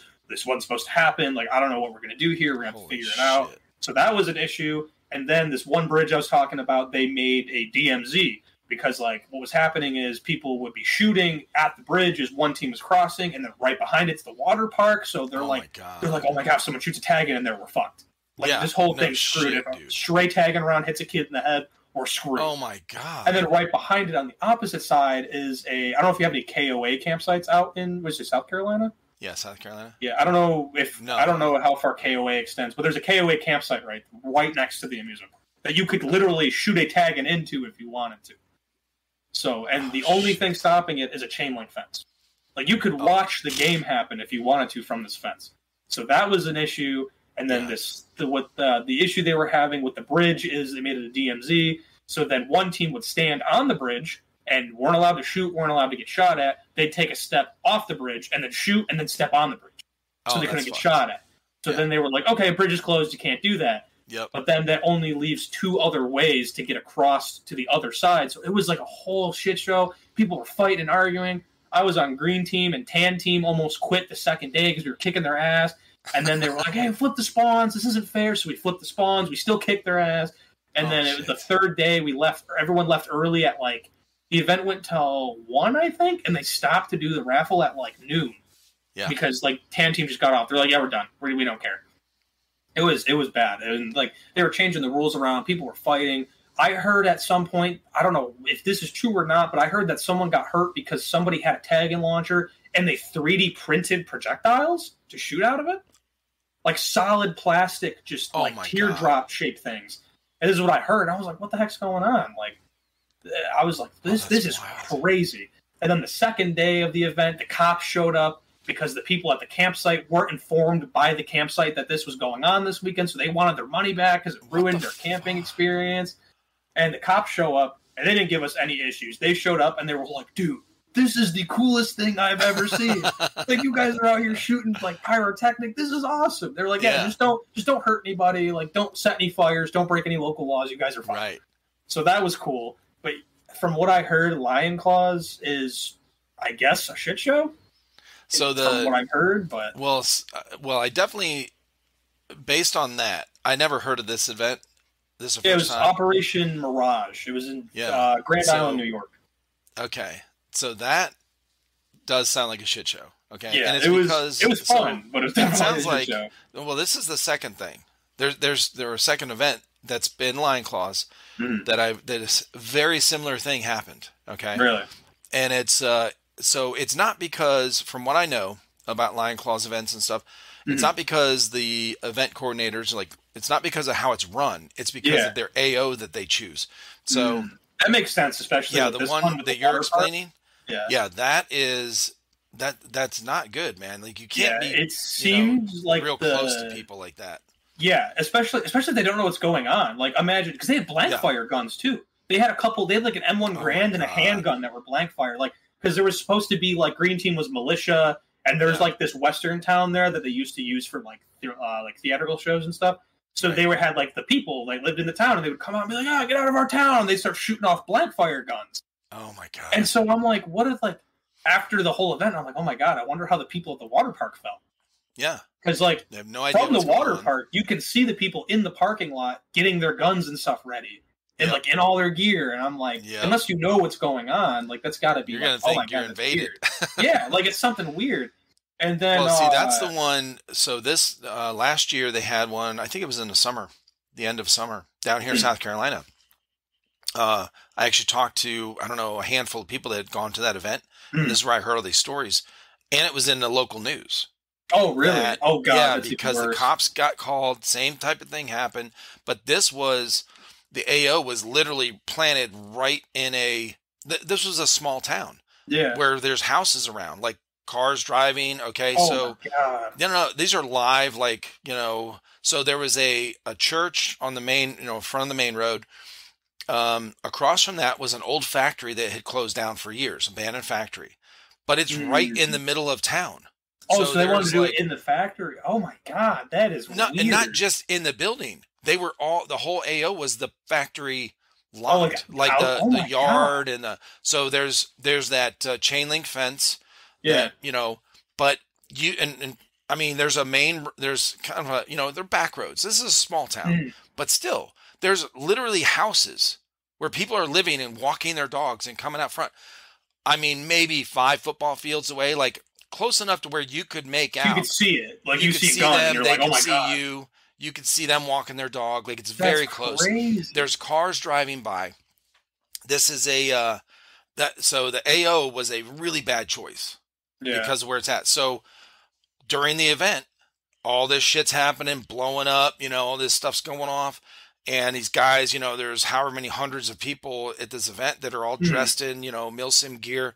Yeah. So this lady and her husband pull up and literally walk onto the AO. Shit. And start bitching at John Liu and, who are, some of these guys. And one of the teams I did a podcast with, like, I talked to them, I think the weekend after that event. And they were like, yeah, they had their GoPros on. They got the whole conversation on there.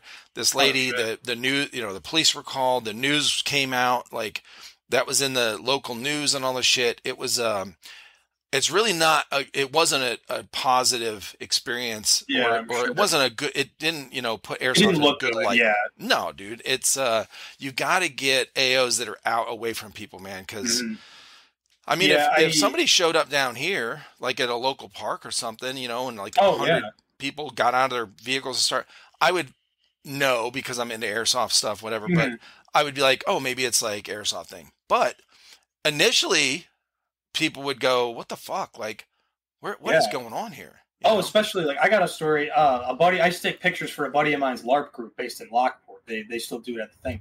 And sometimes he'd bring his, like, airsoft guns for me to take back to my place and work on or whatever.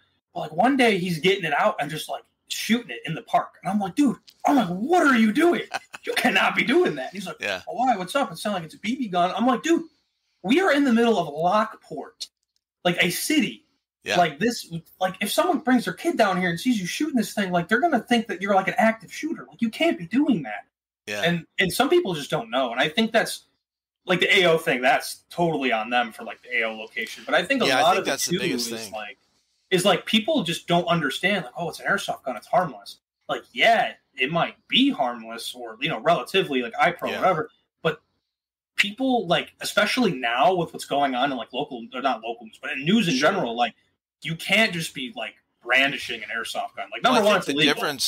The big difference, like if you compared it to, let's say, paintball. If a big group of guys, 50 guys showed up in this, abandoned parking lot and came out and they were getting ready to go over to this, walk across the street to this abandoned factory or whatever, and they've got their speedball stuff on, right? They've got the mask sit on top of their head. They've got, their colorful jerseys and shit like that.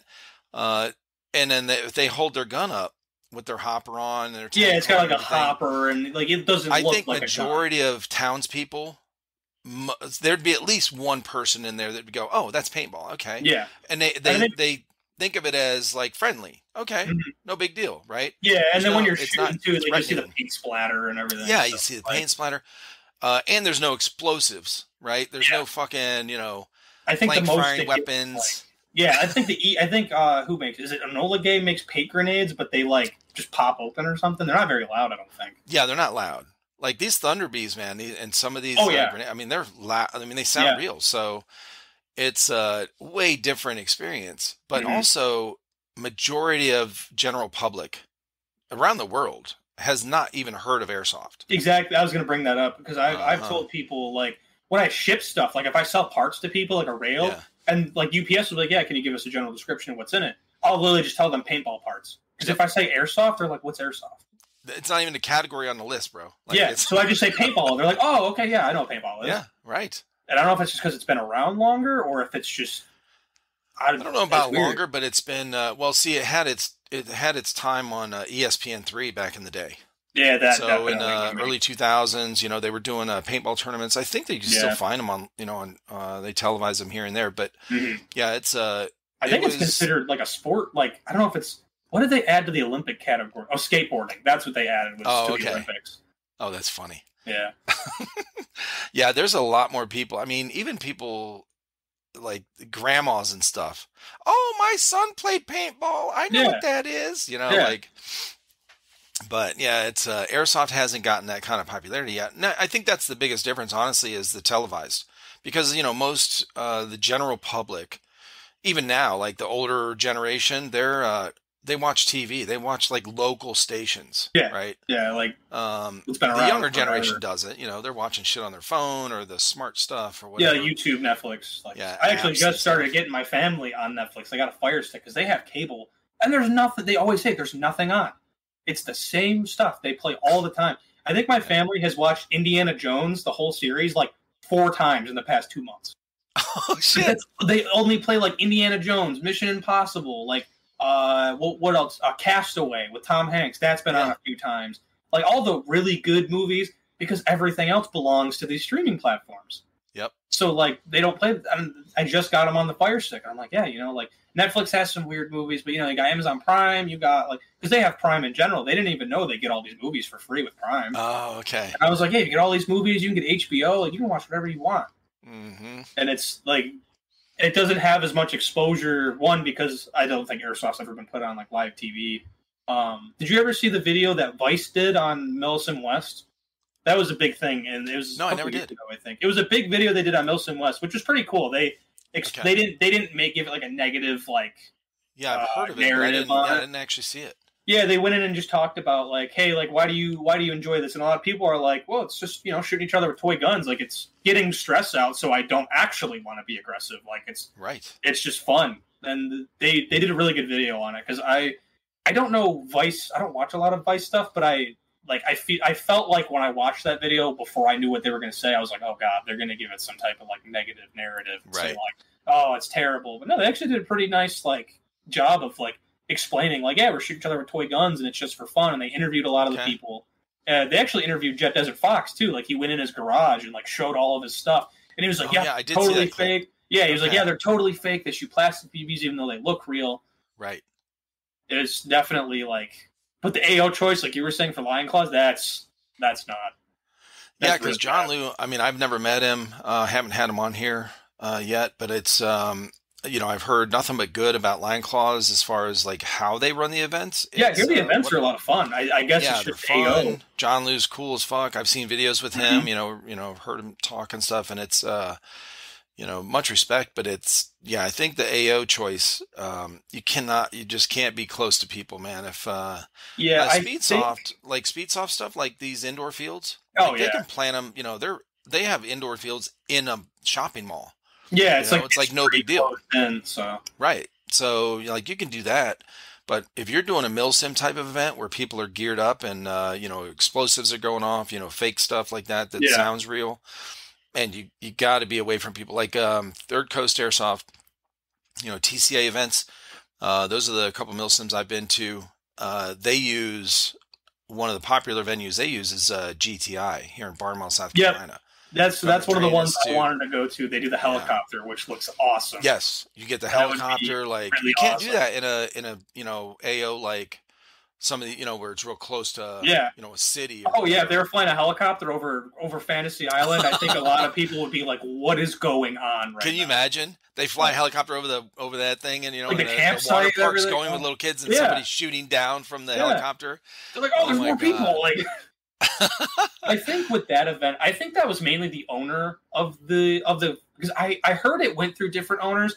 The crazy part I was actually going to mention about that event that I forgot. A buddy of mine that I went with, he worked there before they closed, and all the offices were open, and we went in there. He found his old employee paperwork with his information on it. Oh, shit. The original owner just abandoned it. He didn't destroy any of the documents or anything. Like, it had his social security number on it. Right. Like all the stuff you put on the application, Yeah, it was all his employee information, and he pulled out, he goes in the office, and it's all destroyed in there. Like, it's all, like, teenagers broke in there. They threw like AC units through windows and stuff. It was bad. Like that place was in shambles. Yeah. But he found this paperwork. And I'm like, dude, anyone could have just walked in here and stole your information. Like that's insane. Yeah. And I guess the story that I was told is the original owner abandoned it or sold it off to somebody else who then took all the good rides and just yoinked them out of the property. Because there's areas where there's just empty pits where there used to be like a terrace zone.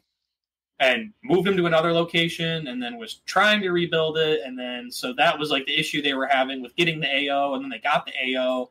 And the agreement was they would leave by a certain time on the last day of the event because right after they were coming in to do these renovations, And so that's why the water park was open, and then they never informed the campground, and so it was a whole thing of basically Lion Claws got fucked over, and everyone was like, "What the hell? Why is the event chaos?"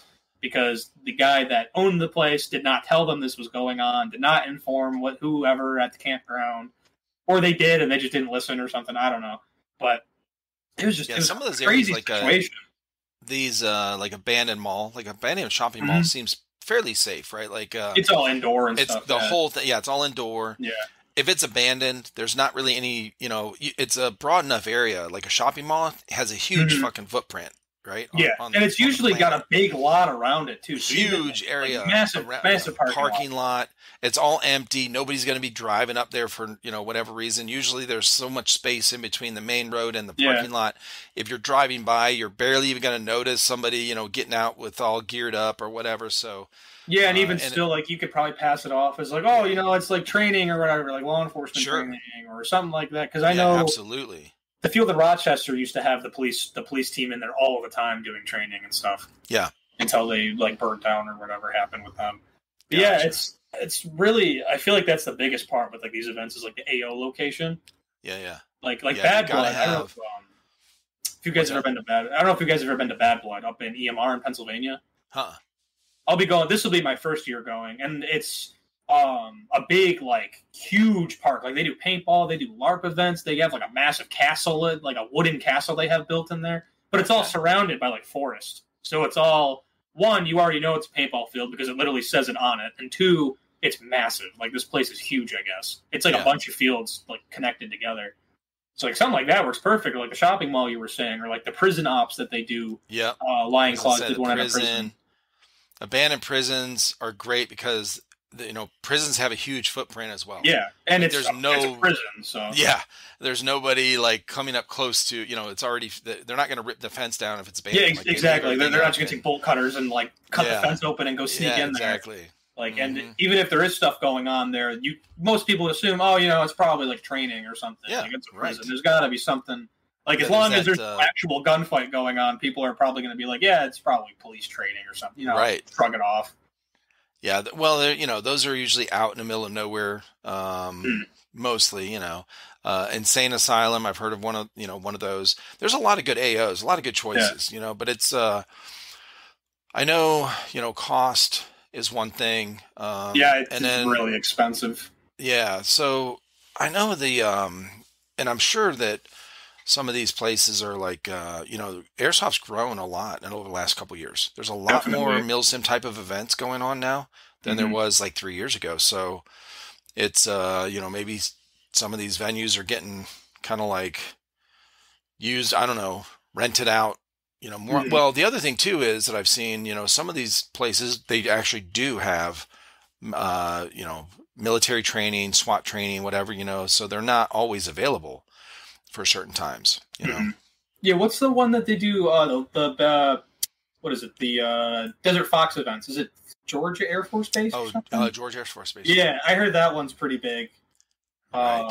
Especially with Airsoft. Battle of LA, I think Lion Claws does games there too. I think actually. Right. It's like their total. What is it? Something War. I can't remember the name of the event series they do there. But yeah, that one I guess is pretty big. Yeah.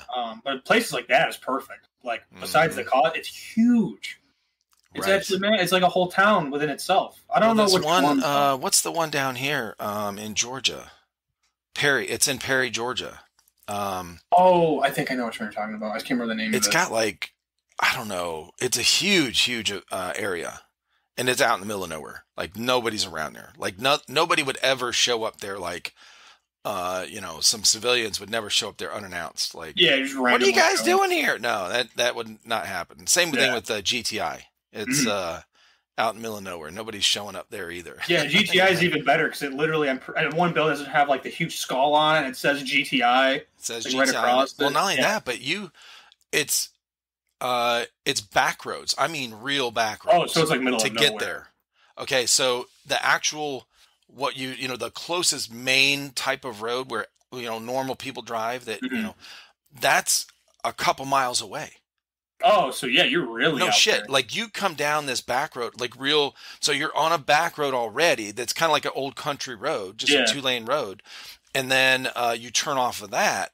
And that's where, and then you drive a couple miles back behind like this other factory, and oh wow, okay. I mean tons and tons of space in between, and then you finally get up to there, and that's the only thing there, right? Okay, so yeah, that's and then like across, perfect, then. yeah, like way across the street on the other side is some kind of thing you can hear at night. You can hear some of the factory noises over there.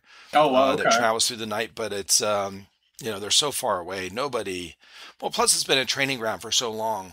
People that that ever do come around that area, they already know. Yeah.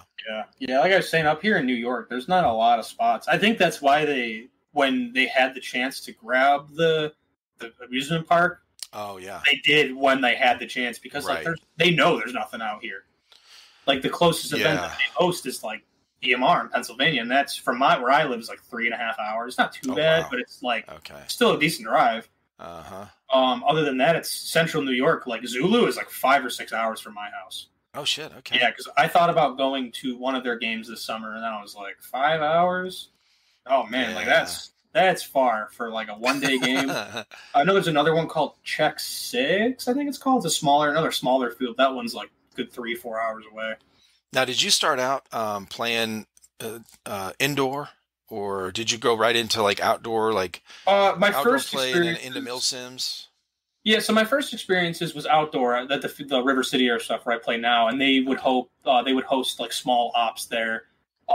This group called when they were ECM, East Coast Milsim, used to host like small scale like events of like green versus tan, or like we do like armbands or something, and there would be some type of scenario where there was like a bomb. Because River City has one of the Skyway tech, I think it is, the simulation bombs, where you can like there's 2 buttons on it and a keypad, so you can do like team disarm, team arm. You can even hook a Thunder Bee up to it, and what it'll do is when the timer runs out, it's got this little servo arm that'll move like out of the way so the hammer can strike the Thunder Bee and blow it up.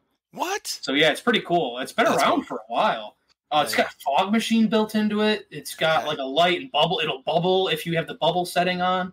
But yeah, they've had this thing for a long time. It's really, really cool. I'll be using it for an event that I'm doing at the end of the month. Okay.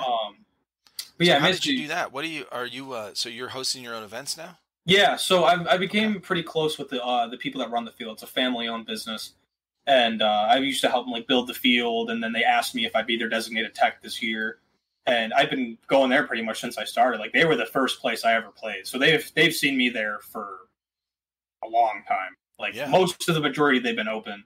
So that was one of my first places playing was there, and then my first like mil sim was there, and then one of like the second or third times I ever played, we went to the Rochester place when they were open. It was for my buddy's, the one that's in the National Guard I mentioned earlier, for his birthday.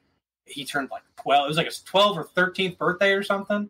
We went and played. Oh, and this was like my first run-in with indoor airsoft and my first run-in with a Thunder Bee, all on the same day.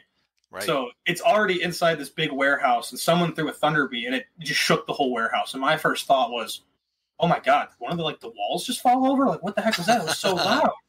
It scared the shit out of me. But yeah, so they basically answered the question. I mainly started playing outdoor, and then mostly towards like the milsim group side of things. That's my favorite way to play. I tried playing like Speedsoft for a little bit, and I never really got into it because it's like you got to move so fast, and like. I ran cross country and stuff in high school, so I had like the endurance and like the stamina, but it's just like it's so like quick and it's so like competitive based. My favorite part of airsoft is like you get all the cool gear and like the night games. You go to ops where you're working as a team and you're like, okay, yeah, we're clearing this room, and you move in and you all got like your lights and your grenades, and it's just like for me, because like I was saying, I like playing Escape from Tarkov. That translated into real life is awesome. It's like my favorite thing ever. It's so much fun. And now that my 2 younger brothers like. They've been into it since I got into it, but my youngest brother just turned 12. So now he's like really at that age where he can really start getting into it. And it's great. And now that I can bring both of my brothers to go, like I'll be taking, my middle brother is 16, so I can take him to Bad Blood this year. And it's just, I don't know, something about the milsim side of stuff has just had the grasp on me more of an appeal than the Speedsoft side of things. Gotcha. Yeah. But some of the high kappas that people build for this stuff, like the girl that runs the store at River City is in Speedsoft and used to play SS Airsoft and all that stuff. And she was showing me her high kappas she's had. It's in a big Seahorse case. They're crazy. Like they're super, super nice. Oh yeah. Cutout slides, oil slicked, like the rainbow barrel and frame for one of them. Yeah. And I'm like, man, how much does one of these things like cost you? She's like, oh, that one's like $2,000. I'm like $2,000? Like my whole collection at one point was worth $2,000. Like that's crazy. For real. Yeah. But they shoot so nice. Like they shoot better than some of these rifles do out of the box. It's crazy. But yeah, I've seen a lot of that as well. Cause I've, on this channel, I've had a lot of, talked with a lot of speedsofters and, the tournament players and the NSL, they play in the NSL, they play in the CSL tournaments and all these other, 1v1s and they're all, showing off their high kappas and, same thing. They're like, yeah, I mean, it's getting there. I've only got about 1,200 into it so far. Yeah, it's getting there. I'm like, what? Only? Okay. All right. Yeah. My one of my really close buddies from high school that I'm still friends with has a TM51 gold match, I think. And he's PHPA'd. He got one of the M4 it's the primary arms adapters. Okay. And he put like a new inner barrel, a new hop-up unit, a new outer barrel. And like he's barely done the internals. And he's like $600 in the hole with this thing. Yeah. $600 or $700 in it. I'm like, dude, I could build a badass N7 HPA build for $700. Like I had a Mark 18 that I built with an N7 in it for a while. That was shooting farther than like the Novert snipers did out of the box. Oh shit. Okay. Granted, I put like twice the amount of money into it, but it's an M4. So I'm plinking people from like 300, 400 feet away with like 3.2s. And that's what I like. Throw a 1-4, like, LPVO scope on it. Okay. And that's like perfect. That's like my favorite thing right there is like I can do both. I can like scout. I can do up close and personal. He'll just sprint around the field and shoot everybody in the CQB area in like 35 seconds. And I'm like, well, to each their own, I guess. I do not have the energy for that anymore. But, and I'm only 20 and I'm like, but. Now, do you enjoy teching on these guns? Do you like building all this stuff and taking it apart and fixing it? Do you think you tech more than you play, or do you do pretty much both? Like this year, yeah. So this year, mainly to make a lot of extra side money for college, I did it. Yeah. I started doing it as my own thing where people, I did like a system with River City where people would bring their guns in and be like, hey, I need this, and this fixed. Right. And then they would call me and then they take like a small percentage for giving me the work and whatever. But now they have me in the store. So it works even out better. But I love working on this stuff. My favorite part, I think, is like getting something new to work on and like something I've never worked on, like that gun. I've never worked. This is my first like actual like LMG because the only other LMG I've worked on is my buddy's Crytek LMG, and it's just an M4 basically. Okay. But it's cool seeing like the designs of like how these gearboxes work and like learning more about them because then the next time someone brings me an LMG, I'm like, oh yeah, I know exactly why it's doing this problem. Or like the N7, like this unit I was talking about, I've had 3 of them, so I know the system pretty well. And I just put one into an MP5 for a guy, and then it wasn't shooting, and I'm like, oh, I know exactly what the problem is. I pulled the gearbox out, switched the hoses, worked perfectly fine. So it's like learning these systems and like learning how, or like seeing how companies design their stuff is really cool because like I'm still in that area of like, what do I want to do like for a career in life? And I'm like leaning towards, well, I should start like my own like company designing stuff or like improving stuff or like whatever. Like I, one of my own like products, I guess I designed it's a little stock washer for the back of your G&G buffer tubes. Because we would do upgraded pre-builts for the store that have like a Titan in them and some other stuff. But in order to fit the Dean's connector through this buffer tube, you have to file out a huge section of where the metal is in the inside of the buffer tube where the screw like goes to the back of the M4 receiver. Right. And I was like, well, shit, we can't. The screw has nowhere to screw in, so what are we going to do? But there's still, like, material there. And I was like, oh, I got a great idea. So I just designed this little washer and, like, changed the design on it so you could fit the connector on it, but it still has a lot of support. And then that worked great. It worked awesome. Huh. And it was, like, it took me, like, 30 minutes to design the whole thing. It's even got the wrench logo here stamped into it and everything. Oh, shit. Yeah, so it's, like, a cool... I don't know if I have one. Oh, that's cool, dude. I do have one on hand, actually. It's in this video. What'd you do, order them like that? No, I 3D printed it, actually. Oh, that's awesome. Yeah, so let me see if I can find one. Oh, yeah, here it is. So it might be kind of hard to see because it's really small. I see your DeWalt tools back there, too. Nice. Oh, yeah. I love those things. I used to use, like, Black & Decker stuff that would, like, crumble in my hand. I got those for a really good price. I think it was, like, $150 for the bundle at Home Depot. Right. Never went back. Yep. But these are the little, I don't know if it'll focus. Probably not. Maybe. Doesn't look like it wants to. Yeah, no. This is basically the design. Is it's just got the little screw hole here, and it sits like that, so your Dean's connector can fit through. Oh, that's awesome. And then, yeah, it's so dark, but it's got the little wrench stamped in it. That's cool. I got an idea, actually. Let's see.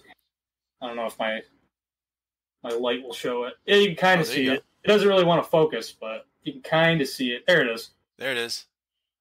Yeah. Oh, that's cool, man.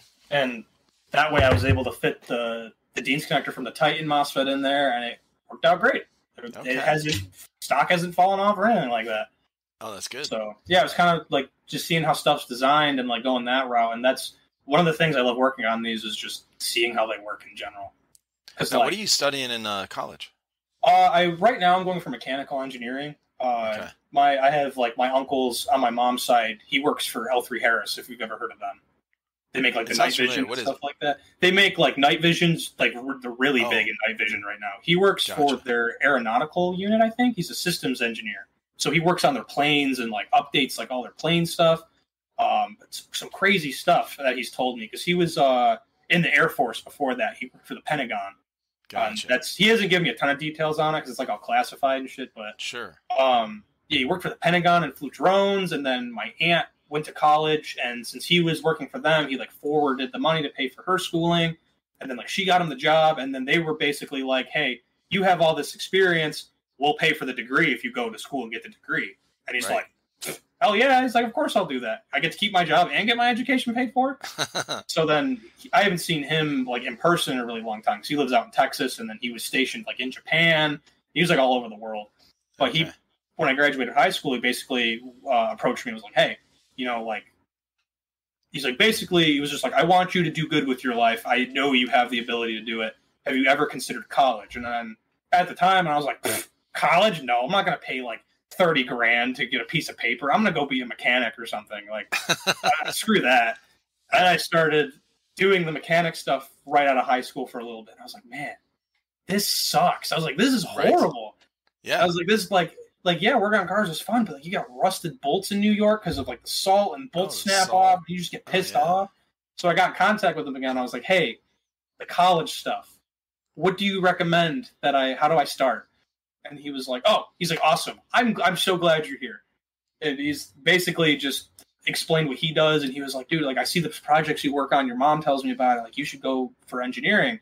And that's pretty much where I've been stuck at since, because like my whole life I've just taken stuff apart and figured out how it worked. Like from 4 years old, it was Legos, and then it went to computers when I got older, and then it's been like drones. I've been to RC stuff. I've had so many hobbies growing up, and now it's Airsoft has like I said, the death grip on me, and it's just designing stuff for that is just awesome. Like I don't have it in here now, but like my youngest brother, I bought him a whole Juggernaut vest and stuff because he wants the Juggernaut suit, and I 3D printed these things to mount like a 3M like work face shield on it, so he had like the ballistic visor, and then I drew up a thing to hold a clay pigeon that mounts right to his molly on his vest.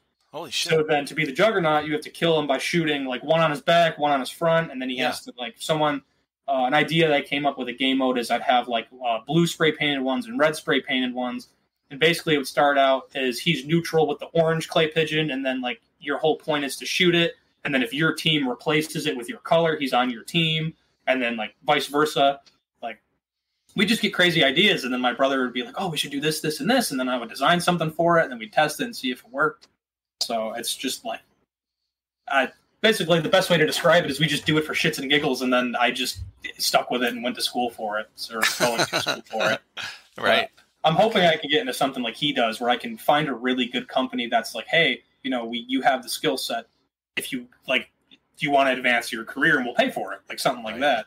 Because especially with how expensive school is right now, it's crazy. Like my first year when I applied, I think it was the school I wanted to go to was like $27,000, including housing, for an academic year. So it was, you know, a lot of money, but like pretty decent for like a SUNY school. Right, I was saying that's not terrible. Yeah. The next semester, it jumped $6,000. Okay. In a semester, it went up to $33,000, and now I think it's up to like $36,000. So it's just like skyrocketed. So I'm trying to see. Is that for a year? Yeah, it's for like an academic year. So it's still not terrible, but like within. I mean, that's a lot. Within a year, it's went up almost 10 grand. Like that's more than 10 grand. It's crazy. Yeah. So, and then part of it too, after I went to my first semester of college, they had me as a physics degree because what I wanted to do is go to RIT in Rochester. I wanted to do like a 2+2 thing where I do like my gen eds and then transfer for my actual engineering degree. Yeah. After my first semester, the school is like, because I asked them about it, I was like, hey, where does this physics degree apply for like engineering? Because they don't offer an engineering degree themselves because they're mainly like a liberal arts school. Their biggest thing is like teachers, nurses, coaches, like athletics. That's like the real strong point at the school I was going to. And they're like, oh, yeah, we don't offer that program. I'm like, yeah, I know, but where does the physics degree fall in? They're like, oh, no, we have you as a physics degree. And I'm like, yes, but how does that transfer? And they're like, oh, no, like, you're just a physics degree. That's what we have you as, like, as if you were going to be a physics teacher. And I'm like, you're telling me that I spent, like, $30,000 in loans just to do my gen eds? No, thanks. Like, I'm going to transfer to, like, a community college and do 2+2 that way because I wish somebody told me that ahead of time. Yeah. Like, that's crazy. You guys didn't inform me of this? And it's, like, it's kind of bad. Like the financial aid office? I went down there a few times in the beginning of the semester to like sort some stuff out, and none of the departments communicate. Like housing, I told housing that I'm going to commute because it's really close to where I live. Yeah. And financial aid was like, oh, you're not. Like I went to housing 2 months before the semester started.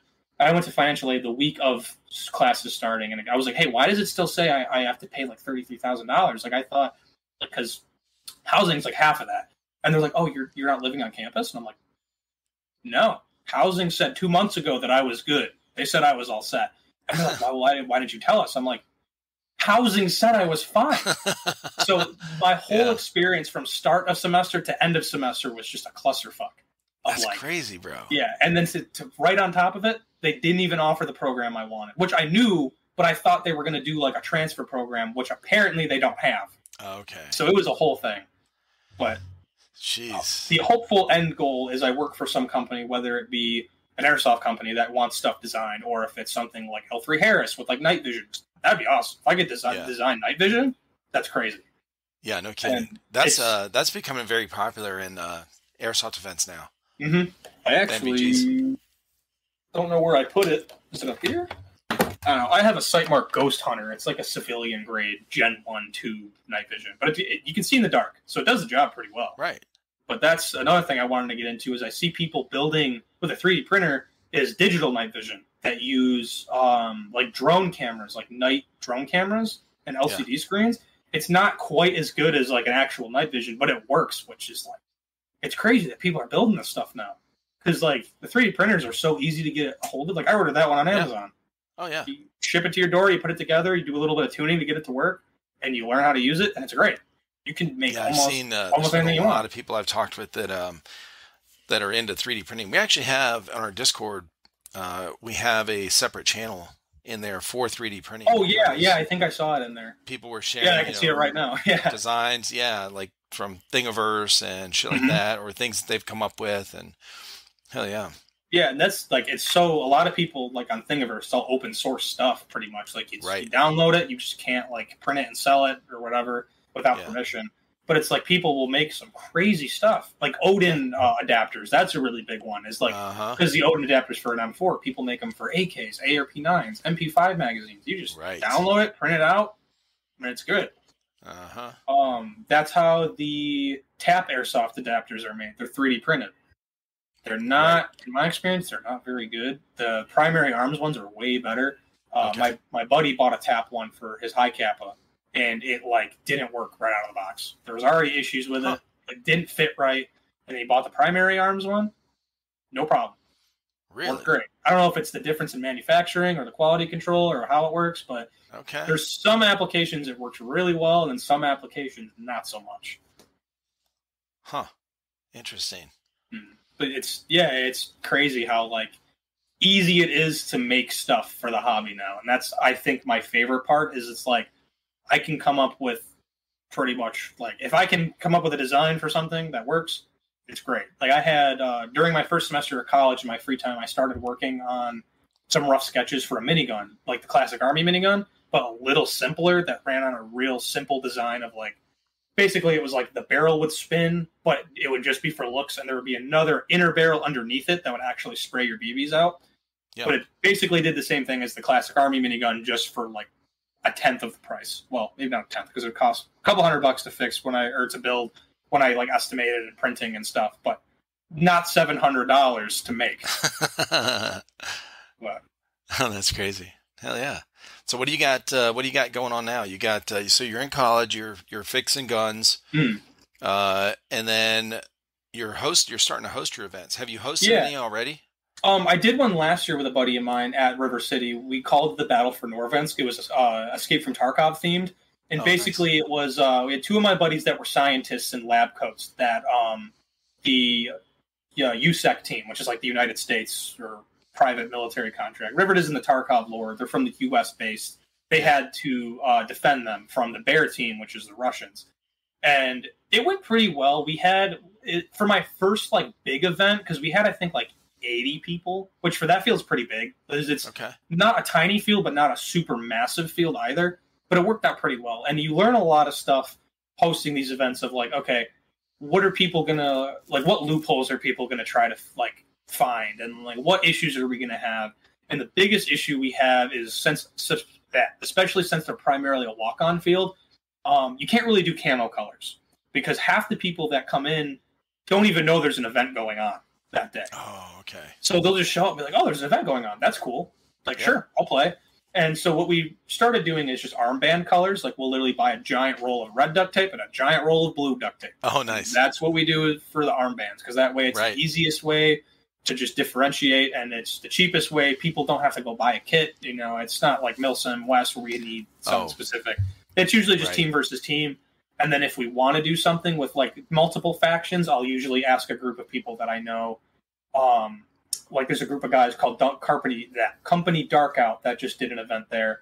And I'm friends with one of the guys, and I just haven't asked them yet, but I'm going to ask if they want to be like the Black Division. It's like a group of like 6 guys all in black kit that defend the scientists from the 2 teams. So basically they get to play for basically free while they defend the scientists, and they get to work on team tactics while the 2 teams are trying to attack them and get the scientists. And then for the event that we're doing this year, we wanted to break it up, and it's still Escape from Tarkov theme because people love that. Like we had people coming up this year saying, oh my God, if you guys do a Tarkov event, like we're not going to miss it this year because we wanted to go last year. And we're going to basically theme it on that, but we want to do like radiation zones. And so basically players who have like a mock gas mask or that wear like a respirator can go into these zones while they're radioactive and do specific objectives while the rest of their team is fighting for something else. So we're trying to find ways to see how we can, one, break up the field so they're not just getting spawn trapped on one side. Right. And 2, promote players to use teamwork and say, hey, you guys have gas masks. Well, do you guys want to go in this zone, and we'll cover you from the outside to make sure the other team can't come take the objective from you. And hopefully that's our goal as players, try to think like that. Right. It isn't usually the case, so we try to kind of hint them on and be like, hey, you know, these guys got gas masks, so you could send them in there and try to, and then be like, oh, light bulb, of course. Why did we think of that? And then we're going to actually have them here, a bunch of manila folders. We're going to do like intel packets with like codes hidden in it to disarm the bomb. Because the whole backstory of this one is USEC is trying to destroy this natural gas plant that the Russian government or whatever uses for energy, and Bear's team is supposed to like stop them because it's based in Russia or whatever. And you know, even with current events going on, people still like it because it's Escape from Tarkov. This team it's based in Russia, so people don't really care. Like, they don't care what team they're on because I mean, it's fake, and you're not like you're not trying to make fun of anything or whatever. Like it's you know, because one of the local fields I was talking about, the Flint Camp one, they did an event, and we used to do like, you know, tyrannical government versus like militia, and we try to do it like that, and we try to do like camo colors. And the issue we were having when we would plan games like that is no one wants to be on the tyrannical government side, because like 90% of the guys that go there are like super, super pro 2A and like Second Amendment, like, oh, government's bad. So exactly. Like, oh, shit. We don't have like 5 people versus 15 people. This isn't going to work. So what we started doing is the same thing there, where I kind of transferred it to here. It's like, we're just going to do, team 1 versus team 2, and you can just pick your color. And then people stopped caring. People were like, oh, yeah, pick whatever team you want. I don't care. Yeah. So that's kind of what we transferred here, while we still base it like on the Tarkov events. And people love that stuff because, they wear like their Bear Russian kit, or they wear their USEC private contractor kit. And then on top of that, we try to promote people wearing like their themed kit, because what we wanted to do is like a best kit contest. We buy like a Glock from the shop or something, and I'd custom paint a pistol case to look like a secure container. And then we're like, hey, person with the best Tarkov themed kit wins this gun with the Tarkov themed case. That's cool. A couple $100, to spend towards the event. Like, that's nothing. Yeah, like, we'll make that back in admission, and then, put that stuff towards other events. Because that's what we try to do, is take whatever we make from the last event and make the next event even better. Well, sure. And then try to keep it more fun, rather, because other people that have hosted events at the field in the past have been like, hey, it's basically just battlefield conquest. Like, hey, capture this flag, capture these zones and your team wins. And then, like, no one goes home with anything. It's like, oh, we sat in a field and fought over a flag for 45 minutes. People are paying $50 for this event to get in. They want to do something, Yeah, exactly. And so with the radiation zone thing, we were trying to split it up. And then with the gas mask thing, a buddy of mine that when I take pictures of the field, I got a couple really good pictures of him in his gas mask. I was like, dude, this is perfect. Can I use this as a poster for my event? He's like, oh, I don't care. You took the picture. It's like, I don't care. Yeah. So then people are kind of like thinking about like, oh, this is crazy. Like, this is different. Like, they don't do stuff like this around here. Because like I said, there's nothing out here. In Western New York, there's nothing for like hours. Like, you got people that drive from Syracuse on air, like, that drive from Syracuse to my local field. It's like 3 or 4 hours. I think it's closer to 3 hours, but there's nothing out this way. There was a guy, I think his name is like call sign Patches or something, but he was at their Halloween game last year. They would do night games in June. They do them every Friday, and him and his buddy came, and he had like actual night vision and stuff that he was letting me try with the thermal overlay made by L3 Harris. And I started talking to this guy. I was like, oh yeah, my uncle works for them. And then we started talking, and he's like, yeah, we're from out towards Czech 6. And I'm like, Czech 6, where's that? He's like, oh, it's like 3 hours like south. And I'm like, you guys drove 3 hours to come play Airsoft? He's like, yeah, man. And I'm like, oh, dude. That's crazy. There's like nothing out here. Dude, these guys, now GTI is only 2.5 hours from us, but a lot of people that go to these events, bro, they travel a really long way. Yeah. To go to a 3-day event. Uh-huh. Oh, I know the people that go to Milsom West. Like, there was a group, Gun Gamers, I think they're called. I don't know if you ever heard of them. They started hosting their events. I think they work for Milsom West now. Last time I talked to them, they were working for Josh Warren in some way. They're like cadres or something like that. Okay. But they drive across the country to go to this stuff. Like, from New York to like towards California or Wisconsin, wherever they host these events, crazy. They drive the whole way. Yeah. And I'm sure they make like a trip out of it, but still, like, that's a far drive. Like, I went on a family trip in high school to Wisconsin. It took us like 2 days to get there. Oh yeah. Like, it's crazy.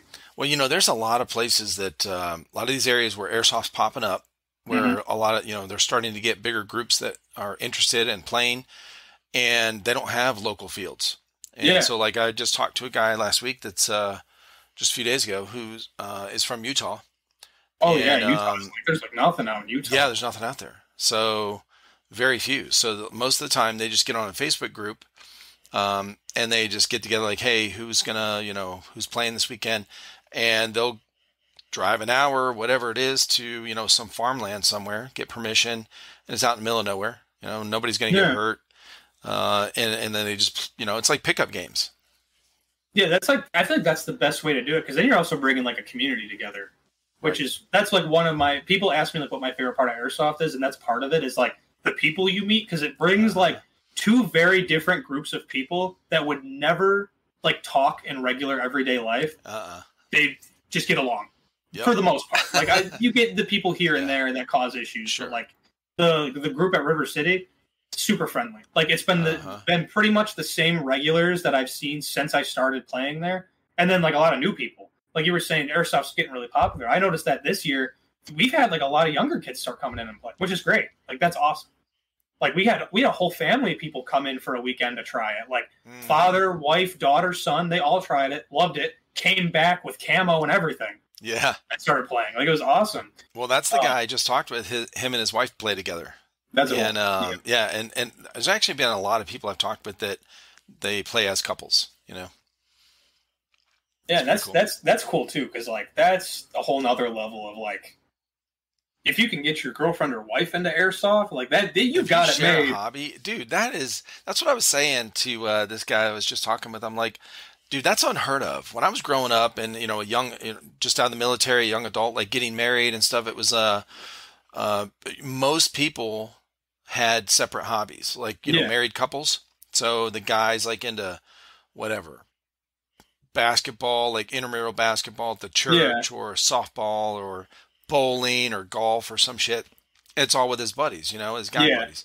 And then, the wife is getting together doing, they have groups and stuff where they get together and they have their own thing that they do. And like it was super rare. In fact, I never heard of anyone having the same hobby that was married. Yeah. Like this was not, until I started meeting people in Airsoft. I was like, yeah, because like back, it'd be like the generic, like, oh, like the wife's into gardening, the husband's into paintball, like, like you were just saying. Like now it's crazy because now you get like there's a milsim team that comes out here. I forget what they're called, but one of the guy's wives plays on the milsim team with him. Gotcha. And it's like, whoa, like that's weird. Like you don't. I mean, not really weird, but like you know what I mean. Like that's uncommon. Like you don't see that very often. I thought it was uncommon. It's getting way more common. Like the tryhards out of Florida, husband and wife play together. Like it's pretty common. Like there's a couple people I've talked with in the UK that their first date was their boyfriend took them to Airsoft event. That's kind of cool. Yeah, it is. I remember I think one of the only times we had an issue at my local field is I brought my girlfriend at the time in high school to play, and we had these guys come. They got banned from Rochester when they were still around because they would do the whole thing where it's like, oh yeah, chrono my HPA. Oh, let me turn my tank up so nobody knows. And they were having an issue where people were like, they would go within 5 feet of somebody and spray them down with like 60 rounds a second. That's fucked up. Like they have pictures of a guy's back covered in like bloody welts from these people. Yeah, that's like they booted them like that. They were gone. But what happened is my girlfriend at the time was interested. She was like, yeah, it's a hobby. I'll try it. I'll try something once, And of course, first time she gets shot, it's this dick from this team, and he runs up and just sprays us both down, and she's like bleeding down her arm. She's in a t-shirt. It's the middle of June. Oh, and Jesus. like my arm's all lit up. I'm in a t-shirt, and I'm like, dude, what the fuck is your problem? And he's like, oh, we're just playing Speedsoft, dude. Like, what's your problem? And I'm like, my problem is you just like fucking shot us like 300 times. You just emptied an entire mid cap into us. There was no reason for that from 5 feet away.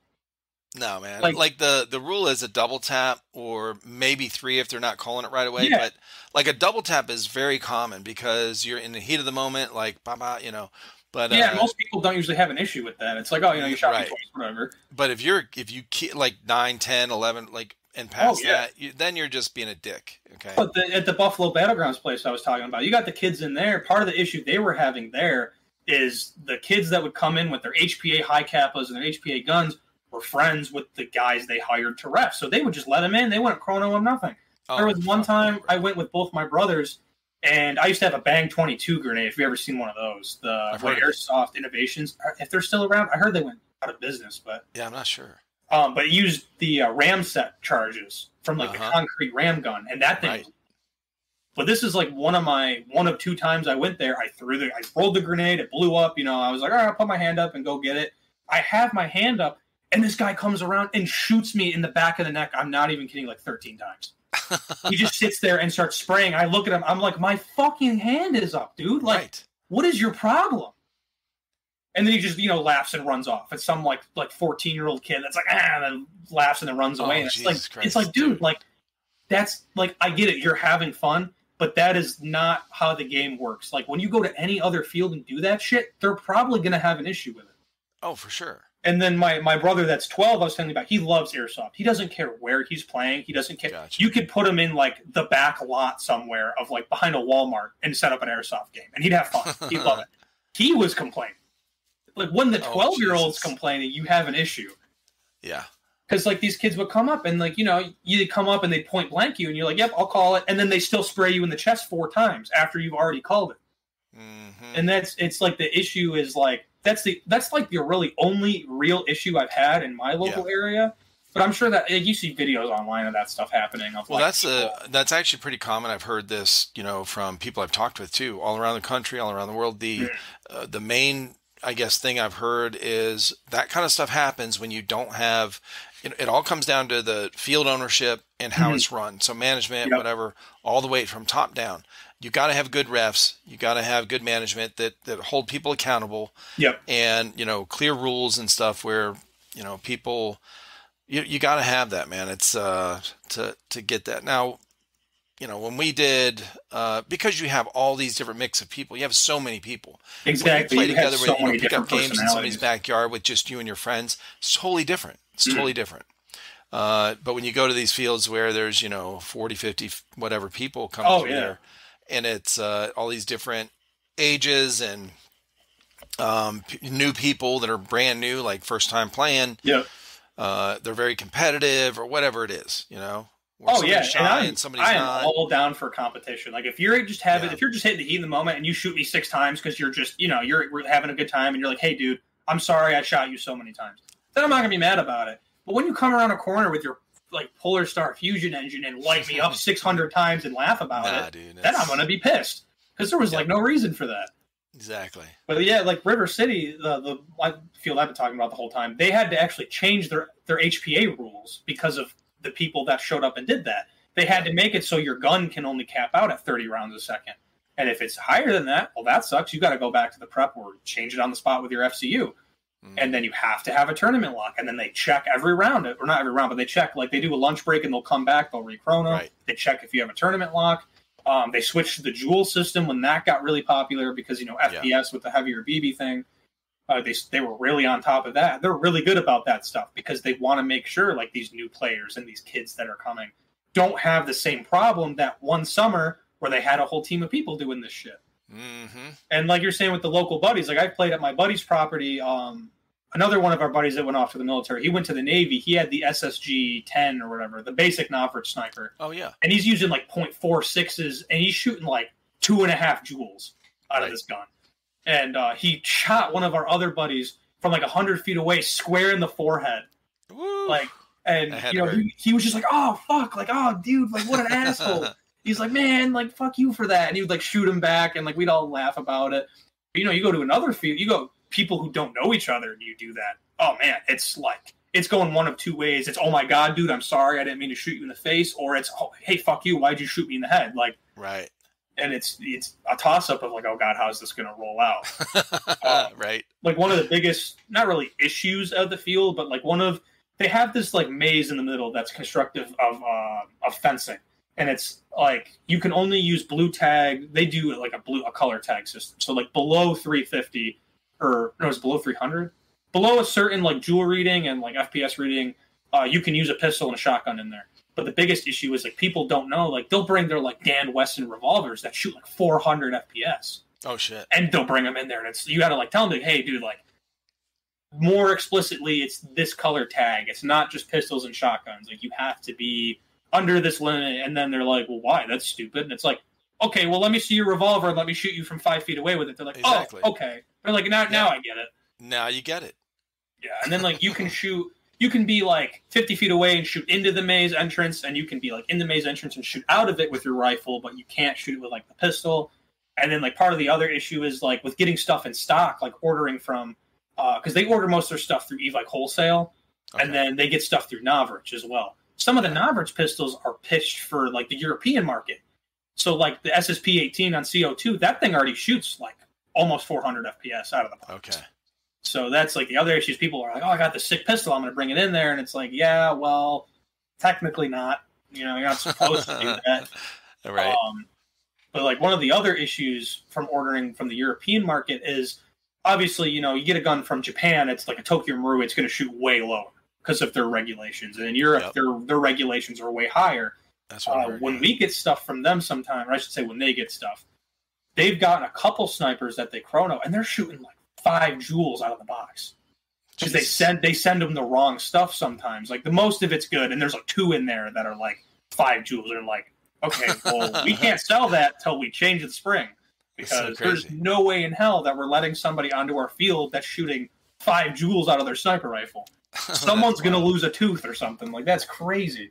Oh, yeah. Especially with like a 4.6 BB or something. Like, that's going to hurt a lot. Uh-huh. But yeah, that's breaking skin.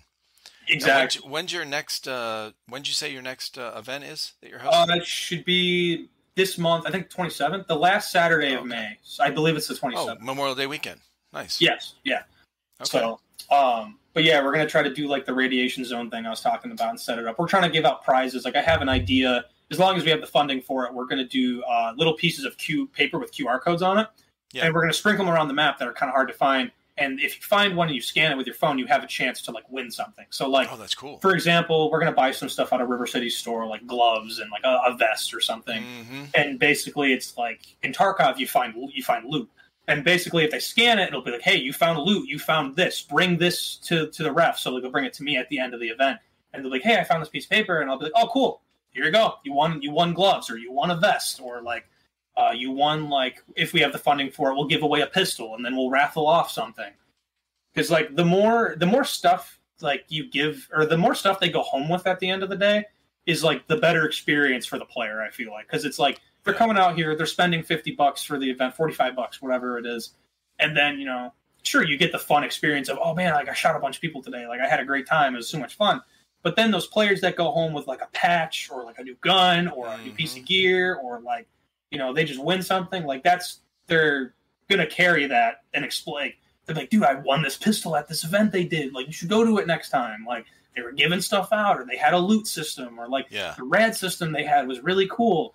Because we want to try to make it as like immersive as possible. Mm-hmm. So what we want to do too is we're gonna get a megaphone, because last time we did the event, trying to like yell to people and like they can't hear you, and it's like, especially if the wind's blowing and or people that are wearing the Walker headsets, when the wind's blowing, you can't hear anything in that headset. So we want to get a megaphone. The one that I found that I'm going to order has an aux jack on it, so I can plug my phone into it, play sound effects, stuff like that. Okay. We want to do a mission where there's a supply drop that one team has to capture and bring to their base. And to do that, we want to get like we want to use a smoke grenade to signal that it's here or whatever, so people can see it across the field. Like, oh my god, like there's the one mission they talked about. Let's go after it. And then we want to do like a sound of a plane flying over with the megaphone, so it's a little more. It gives a little more to the game. And then for the rad zones, we want to get like a Geiger counter sound. So like when players are in the rad zone, it's like their Geiger counter's going off, you know, like, that's cool. So they know they're in the rad zone. Like just some cool stuff that's really easy to do that just adds so much more to the game. Right. Like it's really easy to buy something, you know, a pair of gloves for $20, like the mechanics gloves, you know, buy a few sets of those and throw them out to people, or like these the TCA events these guys have gone to over the years. They're, you know, Third Coast Airsoft. They do really good at that. They so you get a patch for the event, which is really common, I guess, for, you know, a lot of these milsims and stuff. Yeah, I still have mine from when I went to Mirage. Okay, yeah, and then they get the patch. Well, then, you know, at the end on the last day, anyone that's still there, they do the, you know, announce like which team won, and they do all these drawings for giveaways, and they have a lot, bro, like a lot of things that they call out, you know, for drawings and stuff. And they have different groups there that, you know, are there to support, and also, you know, are part of the group to give away things and donate stuff. They have veterans for Airsoft and shit like that. They, you know, so you get T-shirts, and then in between, they're you know, Sal and these guys that are up there from TCA, they'll just grab stuff, stickers or extra patches, and just be throwing them. They'll just throw them out there, you know? And so it makes it really fun. It really does make a difference when you get something like that and you get to go home with something after the weekend. You know? I want to get some patches made. I made a USEC one for my helmet. I literally took a my grandparents on my mom's side have a cricket machine. You ever heard of one? It's a little vinyl cutter. Yeah. So I took some of the iron-on vinyl, and then I took literally just black, like duck canvas, I think it's called. It's like Cordura, but not as good. But it works great for patches because it's one side of it's like rubbery, like plastic, and the other side's fabric. So what I did for that is I took the logo, I cut it out, the ironed it onto the fabric, took a piece of the industrial stick-on Velcro. I've had it for like 4 years, and it hasn't even peeled once. Dude, that's awesome. So I'm going to probably make some of those for people to either find or give out or something at the end of the event. And then I want to make some stickers and give them out. Because it's pretty cheap to make. I mean, you can get a roll of the vinyl on Amazon for like $20, and you can cut out like some of these supplies 50 stickers or something. Yeah, some of these supplies are getting really affordable to make your own stuff. It's a lot easier to get a hold of the stuff. So it's like you can make your own stuff and give it out. And I wanted to 3D print some stuff, like some attachments, some grips, like stuff that's like pretty durable. That's not going to like just crumble. Because I know like some 3D printed stuff, depending on the filament and like the infill and the quality of your printer, will come out real like when this stuff was new. I remember when Rochester Airsoft was still around. My buddy bought a 3D printed suppressor from a guy that makes them and sells them. And the technology was still kind of new, so the print quality wasn't great. The formula of the filament wasn't great. Snapped off. First 5 minutes he had it. Yeah. So I want to make some stuff and give it out, and then it's even good for making props for the event. Like you want to make like a fake time bomb or something. Some PVC, spray paint it red to make it look like dynamite. Take like 3D print like a little phone looking thing, tape it on there, and now you got a prop. It's super easy. Yeah, they're great. Well, listen, Andrew, it's been great talking with you, man. I'm so glad you signed up on the thing. Now, how did you find the podcast? How did you find? I forgot to ask you in the beginning. Yeah, so you guys actually popped up on my Instagram one day, and I was like, "Oh, this is cool." I do a little podcast, and then I saw like the website link, and I was like, "Oh, this kind of cool." Like the website setup, and then I saw that you could sign up for it. And I considered it for a while, and I was like, "Yeah, I don't know what I talk about. Like, I don't really do much." This was before the season started. And then I thought more about it. I was like, oh, it'd actually be really cool to just kind of talk with these guys and see what it's like over there and just talk about stuff in general. Because there's not a lot of airsoft podcasts, if any more, that I know of. I'm sure somewhere out there's something. So there's a handful, and the problem with most of them is they're not consistent. And if the ones that are consistent that I know of, they're like in the past when even before I started this one, they don't have new guests on. So it's like 2 or 3 of the same guys or a group of the same guys that talk about kind of the same stuff. Like they run out of things, and I think that's why they're not really consistent. So that makes sense. And I never really thought about this as the way this started was spontaneous. So I was already talking with people like our viewers from, that kind of became friends over a couple years or whatever of following our YouTube channel. And so we started like having game nights. We would do like Roblox together and play like the Airsoft, you know what I mean? Like we'd do shit like that. We played Minecraft together. So we were always interacting with a lot of our viewership just on, hey, what are you guys doing tonight? I'm going to play this or whatever. So, and then it kind of grew from that to, hey, they'd ask questions in the Discord. And at the time I wasn't working. I was still kind of laid up, but I was working on some of these gearboxes and stuff. And so they're like, hey, what about this? It'd be somebody new, new to Airsoft. And so I'm like, well, I don't understand what you're saying. Here, let's video chat real quick. Just call me through Discord. And they would hold it up to the camera and show me and like, that kind of shit. And I'm like, and then I thought, most of our conversation through all that process, we might talk for an hour, and it only took 10 minutes to fix this little thing that they, have an issue with. But it was all just, conversation like what they did today. And I'm like, I never asked you, how did you get into Airsoft? And then we just start talking as we're working on shit. And so it was very spontaneous, but I enjoyed it so much. And I enjoyed hearing people's stories, their backgrounds, and how they got into Airsoft kind of thing. So much that I was like, I'm gonna start recording these and just throw it up here. And after a handful of them, I was like, I'm gonna make it an official podcast. I changed, I added the name added it on podcast, and started putting on the audio versions on all the different podcast apps out there. So it kind of grew that way. So it was one of the only ones out there that I've seen where I'm having a new guest on that most people don't know because they don't have a big online presence. Mm. So I'm not having guests on like Alphonse or, Kiki Mustang. I did have Kiki Mustang on a couple I did times, see that. Yeah, that was cool. I was like, yeah, oh, wow, we got Kiki Mustang on here. Yeah, dude, he's a cool dude. Like, I had him on, invited him on the first time to talk about this one specific thing that was going on in the UK. This whole idea about him, not shoot people in the head kind of thing, whatever. Oh, yeah, yeah. Yeah, so, that was a specific, but I don't really reach out to a lot of like big YouTubers or whatever, I really like, I'm not trying not to, or I'm not trying to avoid them.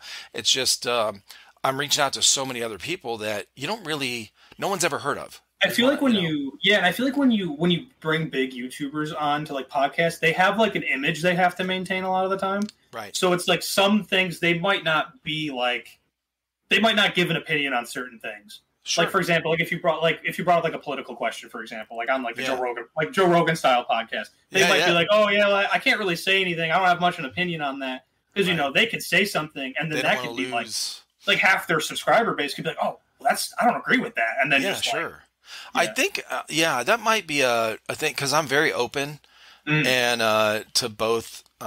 It really is. I didn't try to be this way. This is just my personality. I love meeting people in life, and I think it's a great system because like you get, like you said, all kinds of different people on. I was going to ask you actually, have you ever had a guest that's been kind of like not a very good guest before with this system? Like, because anybody can apply for it.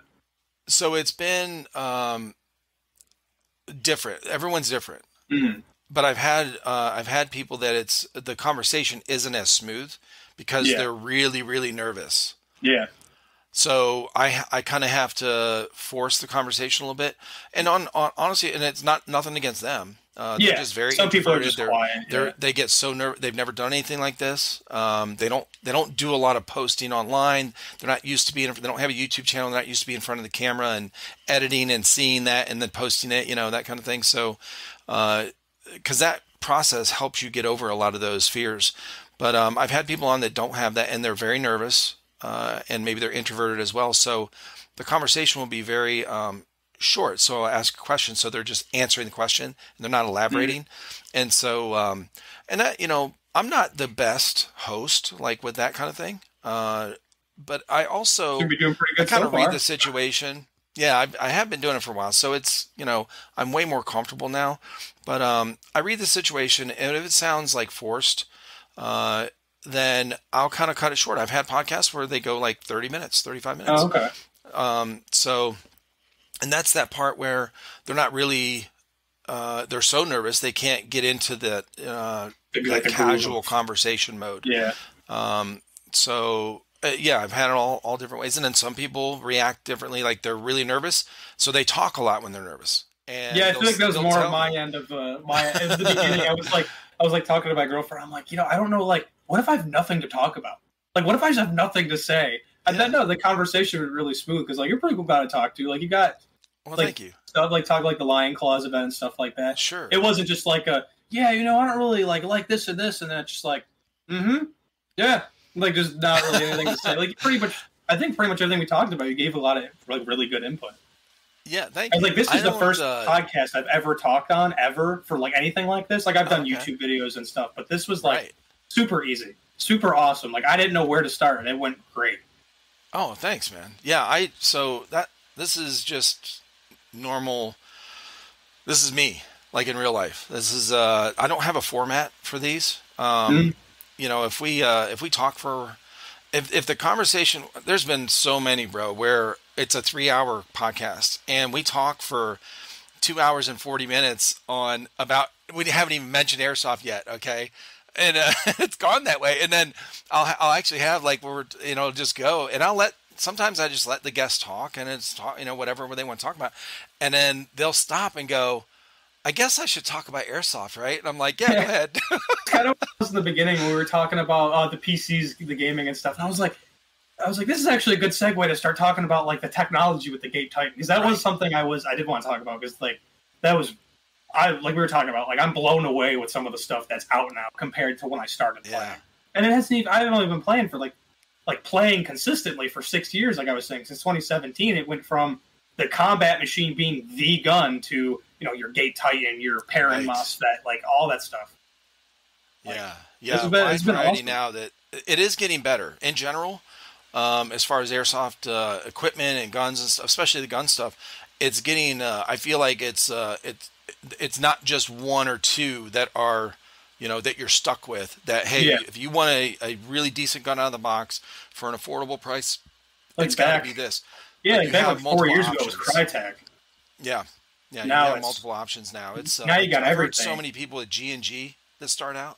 Yep, like G&G. That's mainly what they sell at River City. Is they, especially since they have a retail partnership with G&G, they can just get stuff sent to them. That's mainly what they carry. But like 90% of the G&G guns come with G&G's MOSFET now, which like has its pros and cons. Like it's obviously not a Gate Titan and it's not Crytek's MOSFET, but it's still a solid MOSFET. It's got some features like battery protection, program through round burst. It's got some stuff to it.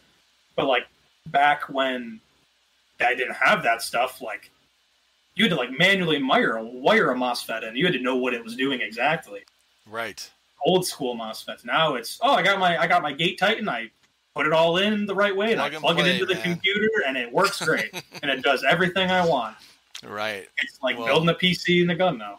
I appreciate your time, man. I appreciate you. I appreciate you guys too. I appreciate you for having me. This is absolutely awesome. Man. I would love to have you on again in the future. I usually do have people off, or people on again for a second or third time or whatever, and they'll do like more of like a show and tell, like they'll show some of their gear, they'll show some of their guns, detailed things, or if they have something specific they want to talk about. So I definitely look forward to having you on again, man. It was great talking. Definitely, I look forward. Maybe after the event, how that goes, maybe I'll put another thing in on the website and see. That'd be cool. I guess to talk about how that went. Because absolutely, I usually take a lot of pictures and stuff too, so I can send you guys pictures if you want to see what like the. I was going to say, including as far as that stuff goes too, to tell everybody where they can find you and your videos and your, maybe information on your event. So I'll do a little bit of shameless self promo. Yeah, take my glasses off so you guys can actually see my face. So my name's Andrue Waugh. I'm 20 years old. I'm currently going to school for mechanical engineering that we were talking about. My local business is wrenches upgraded and repair. I don't know if it'll focus, but you can find my stuff. My Instagram is wrench upgrade repair. It's pretty small. I just started the Instagram page for it. In the scheme of social media, I'm pretty much a nobody. But yeah. So my event will be at River City Airsoft in Hamlin, New York. If any of you guys are within that area, on May 27th, if you want to come check it out, we plan to give stuff out, plan to have a good time, just hang out. Kind of just basically at the end of the day, we just want to make sure it's a lot of fun for the players. So yeah, hell yeah, man. But awesome, again, I appreciate you guys having me. This is awesome. I'll have all these links in the description for your Instagram and your YouTube and that kind of thing. You. So yeah, perfect. And before I end, shout out to mention my sponsors again. They're sponsoring the podcast this month is Hefe's Airsoft Solutions and Skirmish. Yeah, appreciate you guys out there. I just talked with Brandon today with Skirmish. So he is offering anyone I talk with, if I let him know on here that, go hit him up on his Instagram, right? You can find, if you search Skirmish, now it's spelled with mesh, not, mish. So if you find Skirmish on there, which I have on all of our, I have those links on all of our videos, but go hit him up on there, send him a message, say, hey, I was just on the podcast. He'll send you a patch. Oh, okay. A Skirmish patch. Okay. So that's something new he just came up with today as we were chatting. So that's one thing I'm working on getting is a patch wall. I got to get the Velcro panel up.